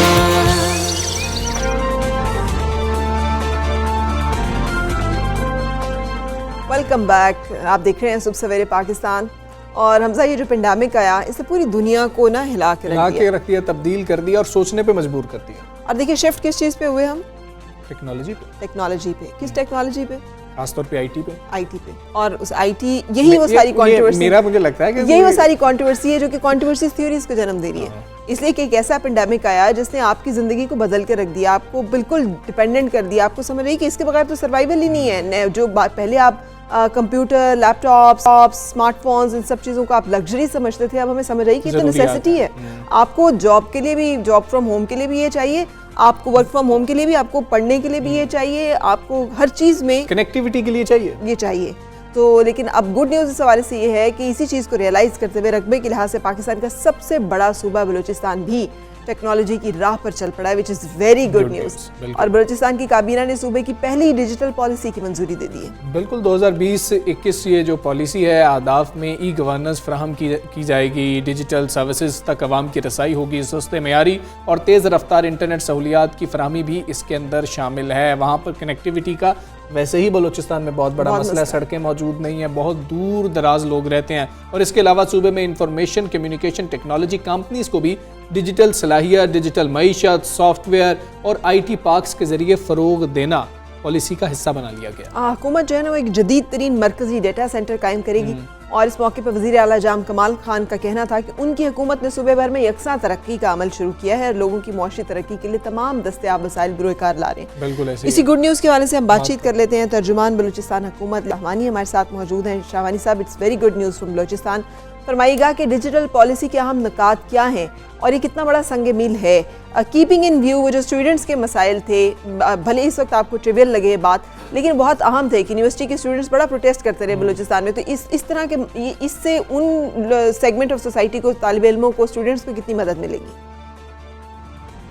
देखिए, बलूचिस्तान में जो डिजिटल पॉलिसी है ये यकीनन संगमील साबित होगा। और दुनिया जो है इस वक्त एक डिजिटल दुनिया है, दुनिया इंफॉर्मेशन टेक्नोलॉजी की तरफ और ई गवर्नेंस की तरफ बढ़ रही है। और इस सिलसिले में पास में बलूचिस्तान में इस जो एरिया है इसको यकसर नज़रअंदाज किए रखा। अब बलूचिस्तान गवर्नमेंट ने आते साथ ही मौजूदा जो हुकूमत है उन्होंने फैसला किया कि बलूचिस्तान को हम स्लो एंड स्टडी एक डिजिटाइज दौर में हमने इंटर करना है। और इस सिलसिले में जो बलूचिस्तान की तारीख का पहला IT पार्क है वो भी ये गवर्नमेंट जो है इस्टेब्लिश करने जा रही है। उसके लिए 1.4 बिलियन की टोटल उसकी कॉस्ट है। और इसी तरह ई बलूचिस्तान के तहत उसमें ई गवर्नेंस और उसमें जो फाइल ट्रैकिंग सिस्टम है, RTS है, MIS और टोटल जो सिस्टम है उसको हम ई गवर्नेंस की तरफ ले जा रहे हैं। हेल्थ सेक्टर को भी हम ले जा रहे हैं टेलीमेडिसिन की तरफ। बलूचिस्तान के रीसेंट जो है लास्ट बजट में 5 डिस्ट्रिक्ट्स के लिए टेलीमेडिसिन फैसिलिटी इस्टेब्लिश कर ली गई है और बाकी बलूचिस्तान में भी हम कर रहे हैं। ई हेल्थ जो है वो हमारा एक मोटो है कि जो हेल्थ डिपार्टमेंट है उसको भी हमने इस तरफ लाना है। इसके अलावा computerisation of local domicile certificates हैं, हार्म लाइसेंसेस हैं, इन सब को हम कंप्यूटराइज कर रहे हैं। तो ये वो एरियाज़ हैं कि जिस पे बलूचिस्तान गवर्नमेंट काम कर रही है। अब इसमें ग्वादर स्मार्ट सिटी है, कोयटा सेफ सिटी, उस पे काम का आगाज़ हो चुका है। ग्वादर की मास्टर प्लानिंग भी हो चुकी है। और फिर हमारे जो लॉ ऑर्डर का जो निज़ाम है, जो हमारी इंस्टीट्यूशंस है बलूचिस्तान में, सिक्योरिटी फोर्सेस, उनके लिए कोयटा सेफ सिटी प्रोजेक्ट ये 7-8 साल पहले का एक प्लान ज़रूर था, लेकिन इस पे ज़ीरो पेशरफ्त हुई। रिसेंटली बलूचिस्तान गवर्नमेंट ने इसको ये इशू भी टेकअप किया है और उस पर भी हमने काम का आगाज़ किया है। और हमारा जो एक विजन है वो है डिजिटल कोयटा का, यानी कोयटा सेफ सिटी और स्मार्ट सिटी से आगे बढ़ के इंशाल्लाह डिजिटल कोयटा। बिल्कुल ठीक है। लियाकत शहबानी साहब, बलूचिस्तान में बेरोजगारी भी एक बहुत बड़ा मसला है। इस पॉलिसी से बलूचिस्तान की बेरोजगारी का मसला हल करने में कितनी मदद मिलेगी? जी बिल्कुल, ये तो देखें, हम जो भी मेजर्स उठा रहे हैं वो फोकस्ड है। एक तो ये है कि उसको डिजिटाइज करना है। जो हमारे असर है, इवन पाकिस्तान इस फील्ड में जो है IT के फील्ड में बहुत सारे ममालिक से जो है पीछे रह गया है। और फिर पाकिस्तान के अंदर बलूचिस्तान जो है वो तो बिल्कुल इस दौड़ में तो शामिल ही नहीं हुआ। हम अब जो है एक तो हमारा फैसला है कि डिजिटाइज करना है तमाम सिस्टम को, ताकि कि इंस्टीट्यूशनलाइज्ड मैकेनिज्म के तहत जो सर्विस डिलीवरी है वो बेहतर हो, अकाउंटेबिलिटी का निज़ाम बेहतर हो, और साथ ही जिन जिन सेक्टर्स में हम रिफॉर्म्स ला रहे हैं वहाँ पर हमारा नुक्ता नज़र, मतमा नज़र वो ये है कि जो हमारे नौजवान हैं, जो आईटी एक्सपर्ट बैठे हुए हैं, जो अच्छे दुनिया के या मुल्क के इदारों से वो फारिग हुए हैं, लेकिन बलूचिस्तान में उनके लिए कोई अपॉर्चुनिटी नहीं उनके रेलेवेंट फील्ड्स में, तो उनके लिए अपॉर्चुनिटीज़ क्रिएट कर रहे हैं। और प्लान हमारा ये है कि जो एक फरसुदा जो जॉब्स का एक हायरार्की रहा है पास्ट में, उसको जो है आईटी के शोबे के साथ साथ जितने भी एक्सपर्टीज हैं जिन शोबों में, टेक्निकल बुनियादों पे उन जॉब्स को जो है क्राइटेरिया फिक्स करके उनको अपडेट किया जाए। एक तो ये है कि नौजवानों को जो मॉडर्न एजुकेशन से इक्विप्ड है उनको उनके अपनी फील्ड में जॉब्स भी मिलेंगे, और दूसरा ये है कि उनके एनर्जी से जो पब्लिक सर्विस डिलीवरी है तो वो बेहतर होगा और आवाम का भी इसमें फ़ायदा होगा। तो अगेन मैं तो यही कहूँगा कि हमारे जो सोशो इकनॉमिक जो हमारे पॉलिसीज़ हैं बलूचिस्तान में, जो हम इंडस्ट्रियल एक इरा में बलूचिस्तान को एंटर करने की कोशिश कर रहे हैं, जिसमें 11 बॉर्डर्स मार्केट बना रहे हैं, स्पेशल 2 हमारे इकनॉमिक जोन्स हैं, 3 मार्बल सिटीज़ हैं। ये फ्यूचर के जो हमारे मेगा प्रोजेक्ट्स हैं ये भी सारे कंप्यूटराइज्ड होंगे, डिजिटाइज होंगे, और जो स्पेसिफिक फील्ड एक्सपर्ट हैं वो आकर इसको रन करेंगे, और जो इन्वेस्टर्स हैं जो इन्वेस्ट करना चाहते हैं बलूचिस्तान के मुख्तलिफ एरियाज में, मुख्तलिफ एवेन्यूज में, उसमें ये बहुत बड़ा सेक्टर जो है आईटी सेक्टर है, कंप्यूटर से जुड़ा हुआ सेक्टर है, इसको भी हम प्रोमोट कर रहे हैं ताकि इन्वेस्टर और जो हमारे नौजवान हैं दोनों के लिए अपॉर्चुनिटी। ठीक है शाहवानी साहब, अभी आपने खुद ही फरमाया गुफ्तगू में कि डिफरेंट फील्ड एक्सपर्ट्स जो हैं वो आकर इस मंसूबे को लीड करेंगे, तो यही तो एक बहुत बड़ी महरूमी है इस सूबे की कि यहाँ के जो नौजवान हैं उनको ये शिकवा होता है कि जब मुलाजमतें होती हैं तो बाहर से लोग आ जाते हैं वो करने के लिए, तो जो नौजवान वहाँ मौजूद हैं उनको ये हुनर सिखाने का बंदोबस्त भी किया गया है ताकि जब इसकी ज़रूरत पड़े तो वहाँ के अपने स्टूडेंट्स, वहाँ के अपने नौजवान जब वो इक्विप्ड हों तमाम टेक्निकल नॉलेज से, ताकि वो इन सरगर्मियों में हिस्सा ले सकें, ताकि बाहर से लोग ना बुलाने पड़े, सूबे के नौजवान जो है उन्हें वहाँ पर एम्प्लॉयमेंट भी मिले और वो अपने सूबे की तरक्की में खुद ज़्यादा बढ़कर हिस्सा ले सकें। देखिए, आईटी प्रोफेशनल्स के लिए उनकी कैपेसिटी बिल्डिंग के लिए पूरा हमारा एक प्रोग्राम है। उसके लिए एलोकेशन हो चुकी है। जितने भी आईटी प्रोफेशनल्स हैं उनको हम ट्रेन कर रहे हैं, उनको ट्रेनिंग दे रहे हैं। हमारे जो ऑफिशियल्स हैं, जो ऑफिसर्स हैं, उनकी कैपेसिटी बिल्डिंग भी जो है इस एरिया में हम कर रहे हैं। और दीगर जो हमारी यूथ है जो आईटी के शोबे से जिनका एक शगफ है या उनका बैकग्राउंड है या इस फील्ड में आगे बढ़ना चाह रहे हैं, उनके लिए भी हमने जो है इस तरह के हमारे प्लान्स हैं कि जिस पे हम काम कर रहे हैं और फोकस्ड है हम इस हवाले से। क्योंकि असल बात देखें, विजन का है, डिसीशन का है, आपके गोल्स का है, आपके एम का है। अगर एम गेम आपके गोल और विजन ये है कि बलूचिस्तान को हमने एक तरक्की के शाहरा पे गामजन करना है, तो तरक्की पूरी दुनिया में यानी वेस्टर्न ममालिक भी जो ममालिक इंडस्ट्रियलाइजेशन के इरा में दाखिल हुए, जो इंडस्ट्रियलाइज हुए, वो डेवलप हुए, जो एग्रेरियन सोसाइटी है, सोसाइटी से वो पीछे रह गए। इसी तरह फिर इंडस्ट्रियलाइजेशन के बाद जो अब हमारे एज है, जो डिजिटल एज है, डिजिटल इरा, इसमें अगर हम पीछे रह गए और हमने कूप नहीं किया और जो हमारे अमसर है दुनिया में जो डेवलपमेंट हो रही है, तो फिर हम पीछे रहेंगे। फिर गौदर जो है कि उसका फ्यूचर है उसको भी हम कनेक्ट कर रहे हैं। तो ये हमारा विजन है क्लियर कट कि जितने भी हमारे प्रोजेक्ट्स होंगे उसके लिए जो ह्यूमन स्किल्स हैं वो बड़ा इम्पॉर्टेंट है, और HR को फर्दर उसको एम्पावर करने के लिए, स्किल्स को बूस्ट करने के लिए, ट्रेनिंग्स के लिए बलूचिस्तान गवर्नमेंट जितने भी सेक्टर्स है उसमें कैपेसिटी बिल्डिंग के लिए हमारी एलोकेशन भी है, प्लानिंग भी है, और इंशाल्लाह फ्यूचर में चूंकि इस सेक्टर में शुक्रिया लियाकत शाहवानी साहब हमारे साथ थे और विजन शेयर कर रहे थे बलूचिस्तान गवर्नमेंट का जो डिजिटल पॉलिसी को लेकर है। देर आए दुरुस्त आए। सुबह सवेरे पाकिस्तान, सुबह सवेरे पाकिस्तान। कामयाब लोग जो हैं उनको अतालीक यानी कि उनके जो सरपरस्त हैं या मेंटोर हैं वो जब कामयाब होते हैं तो आगे जो लोग पैदा कर रहे होते हैं वो जिनसे कांटेक्ट में होते हैं ना वो लोग भी बड़े काबिल बड़े बेहतर होते हैं। और जब फ़र्द अपने रहनुमा का दुरुस्त इंतखाब करने में कामयाब हो जाए तो कम वक्त में कामयाबी जो है बहुत करीब आ जाती है उसके। अच्छा, ये जो बातें हम कर रहे हैं ना, हार्वर्ड यूनिवर्सिटी की एक रिसर्च है जिसमें इंपॉर्टेंस ऑफ मेंटोर की बात की गई है। और ये रिसर्च जो है ये कहती है कि 76% प्रोफेशनल्स ये समझते हैं कि तरक्की के लिए मेंटोर या सरपरस्त की ज़रूरत होती है, जबकि 54% लोगों ने इस बात का इकरार किया कि उनका कोई सरपरस्त नहीं है। तो ये तो वो है कि ज़रूरत होती है, नहीं होती है। हार्वर्ड की बात कर रहे हैं, ये हम हार्वर्ड की बात कर रहे हैं। पर 50% से ज़्यादा हैं जिनका कोई मेंटोर ही नहीं है। तो आप पाकिस्तान में देखें हालात क्या नहीं, उनका कहना है कि मेंटोर की जरूरत नहीं है, लेकिन जरूरी नहीं कि जो वो कह रहे हैं वो उस तरह से हो। वो कह रहे हैं कि हमारा मेंटोर ही नहीं है, हमारा तो मेंटोर है ही नहीं, और वहाँ पर जहाँ पर एक कॉन्सेप्ट भी मौजूद है वहाँ पर नहीं है। तो पाकिस्तान के अंदर तो माशाल्लाह से कॉन्सेप्ट ही मौजूद नहीं है। हाँ, लेकिन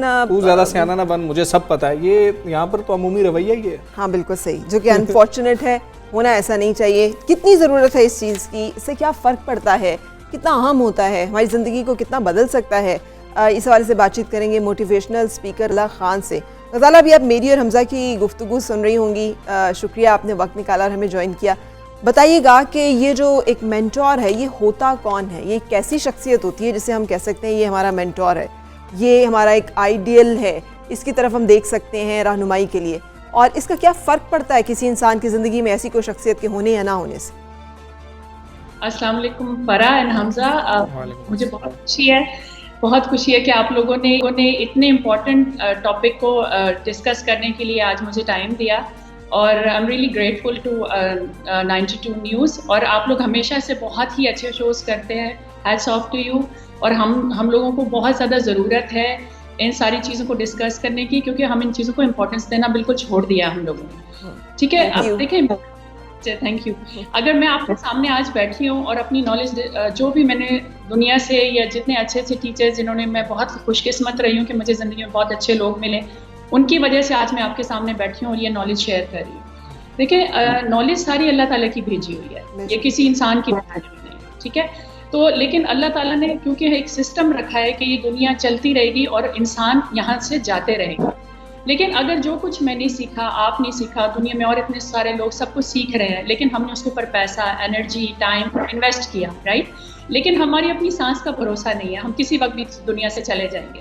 तो अगर हमने अपनी वो नॉलेज अपने साथ ले गए तो हमने बहुत नुकसान किया इस दुनिया में, क्योंकि उतना एनर्जी, टाइम और पैसा हर कोई अफोर्ड नहीं कर सकता जो अल्लाह ताला ने आपको एक खुशकिस्मती से दे दिया, ठीक है। तो अब मेरे पास जिस तरह के लोग आते थे शुरू में, तो पहले मैं अपनी जर्नी की बात करूँगी कि मैं भी बहुत आम लोगों की तरह थी, ओवर सेंसिटिव, लोगों पे यकीन ना करना, डाउट रखना अपने ऊपर, अपनी एबिलिटीज़ को अंडर एस्टिमेट करना, ये चीज़ें मैं बहुत करती थी। तो उसके बाद जब मैंने अपने आप को ट्रांसफॉर्म किया अच्छे खुशकिस्मत टीचरों के साथ मिलके, तो मुझे ये मेरे दिमाग में आया कि मुझे ये चीज़ें शेयर करनी चाहिए, क्योंकि हमारे मुल्क में इतनी लो एनर्जी के साथ लोग काम करते हैं कि जो काम वो करना चाहते हैं उसमें भी वो अपना 100% नहीं दे पाते, और उनको खुद लगता है वो अपने आप से खुश नहीं है। और उसकी सबसे बड़ी वजह ये है कि हम लोगों ने अपने दीन से दूरी का मतलब सिर्फ हमने इबादत को नहीं, इबादत के लिए रख दिया। अगर हमारा दीन एक मुकम्मल ज़ाब्ता हयात है, एक कंप्लीट लाइफस्टाइल है, जिसे पूरे दुनिया ने, यूरोप ने, आप वेस्टर्न कंट्रीज में जाए, उन्होंने पूरे इस्लाम को फॉलो किया है, सिवाय एक बिलीफ सिस्टम डिफरेंट है, वरना वो पूरा वही सब करते हैं, वो मिलावट नहीं करते, वो झूठ नहीं बोलते, वो सफाई सुथराई का बहुत ज़्यादा तमाम करते हैं। आप उनके पब्लिक टॉयलेट्स देखें, लेकिन वही बात है कि आजकल हमेशा जहाँ भी आप जाएँ सिर्फ डिस्कशन होती है या ब्लेम गेम होता है। ब्लेम गेम क्या है? मेरा काम नहीं है, गवर्नमेंट करे, ये करे, वो करे। जब तक मैं खुद रिस्पॉन्सिबिलिटी नहीं लूंगी, मुझे राइट नहीं है कि मैं कंप्लेन करूं। बिल्कुल गज़ाला, ये कहिएगा कि एक सेइंग है कि अगर आप एक कमरे के अंदर सबसे अक्लमंद, दानिश्वर, समझदार आदमी है तो अपना कमरा फौरी तब्दील करें और किसी और कमरे में चले जाएं। लेकिन क्या पाकिस्तान में ऐसे कमरे ही मौजूद नहीं है, या हम एक्सप्लोर ही नहीं करना चाहते, हम बस अक्ले कुल हैं और हमें कोई बंदा कोई बात ना समझाए? ये कि हमने ये टेक्नोलॉजी, अल्लाह ताला ने हमें बहुत अच्छी एक चीज़ दे दी है। अब इस टेक्नोलॉजी की जो चॉइस है कि आपने इस पे करना क्या है, वो अल्लाह ने आपके हाथ में रखी है, ठीक है। इसी टेक्नोलॉजी को यूज़ करके मैंने बहुत सारे ऑनलाइन जो थाउजेंड्स ऑफ डॉलर्स के कोर्सेज होते थे वो मुझे फ्री में मिल गए, क्योंकि बहुत सारे लोग ऐसे हैं, मोटिवेशनल स्पीकर्स हैं, टीचर्स हैं, जो ये बिलीव करते हैं कि इस पैंडेमिक के टाइम पे लोगों की एनर्जी बहुत लो थी, अपने घरों के अंदर लोग कैद हो गए थे। तो ऐसे में क्योंकि आपकी होप, आप नाउमीदी की तरफ जाते हैं, मायूसी की तरफ जाते हैं, क्योंकि किसी की जॉब्स चली गई, किसी के बिजनेस खत्म हो गए, तो आपको एक मोटिवेशन चाहिए कि इट्स ओके, ये टाइम भी गुजर जाएगा और मैं इससे निकल जाऊंगा और उसके लिए आपको मोटिवेशन की बहुत ज़्यादा ज़रूरत होती है। इसलिए आपको थोड़े से सबसे पहले अपनी हेल्थ पे कंसंट्रेट करना चाहिए, क्योंकि मेरी फील्ड ऐसी है कि जिस पे मैंने सारी फील्ड्स पे थोड़ी सारी नॉलेज इकट्ठी की, कि जैसे हमारी नींद का आप अगर टाइम का पैटर्न देखें, अगर आप रात को सही तरह सोएंगे नहीं, आप कभी फुल एनर्जी के साथ सुबह नहीं उठ सकते, जिसकी वजह से आपका माइंड प्रॉपर काम नहीं करेगा। बहुत खूबसूरत बात की आपने गजाला, थैंक यू वेरी मच। और यही वही बात है आसिफ की, जो मैं मेरी ज़िंदगी की बात है, अता में ख़ता का सवाल होगा। जो आपको दिया गया है उसको कैसे इस्तेमाल किया है, सवाल ही यही होगा, ना कि ये कि आपने उसमें डंडी मारी, उसमें बदयांती की, उसमें मिलावट की, वहाँ पे खयानत की, बाकी आप चैरिटी भी करते रहे, वो सब कुछ करते रहे, आप फिर भी गुनाहगार। दुनिया बेशक वो देख रही है जो भी चीज़ हो रही है। फराह बहुत ज़्यादा ज़रूरी है। वैसे तो माशाल्लाह से हम किताबें भी पढ़ना बिल्कुल भूल गए हैं, छोड़ गए हैं, लेकिन एक किताब है एक तरफ, आप वो पूरी पढ़ लें, या फिर एक काबिल शख्स है, आपको लग रहा है ये मेंटोर है, उसके साथ अगर आप 15 मिनट की बैठक कर लेना, वो बैठक बहुत ज़्यादा असर छोड़ जाएगी आपके ऊपर पूरी ज़िंदगी के लिए। बिल्कुल। एक वाक़या मैं जल्दी से सुना दूं अगर वक्त है। एक शख्स था, वो एक बुजुर्ग के पास गया, उसने कहा जनाब मुझे बताइए कुछ मसाइल का हल। उसने कहा ऐसा करो, फलां शहर में एक बंदा उसके पास चले गो, वहाँ चला गया। उसने एक और की तरफ घूमते घुमाते एक शख्स ने उसे कहा कि ये बंदा तुम्हें इसका जवाब देगा। जब आया तो वो वही शख्स था पहला जिससे वो मिला था, और उसने कहा अगर आप ही नहीं बताना था तो शुरू में ही बता देना था। उसने कहा जब तक ये प्रोसेस तुम ना कंप्लीट करते तुम्हें मेरी बात समझ नहीं आनी थी। बिल्कुल ऐसे ही है। समझने के लिए हमें अपना दिल, अपना ज़र्फ, अपना दिमाग भी वसी और खुला रखना है। अपना ख्याल रखिए, मिलेंगे कल। अल्लाह हाफ़िज़।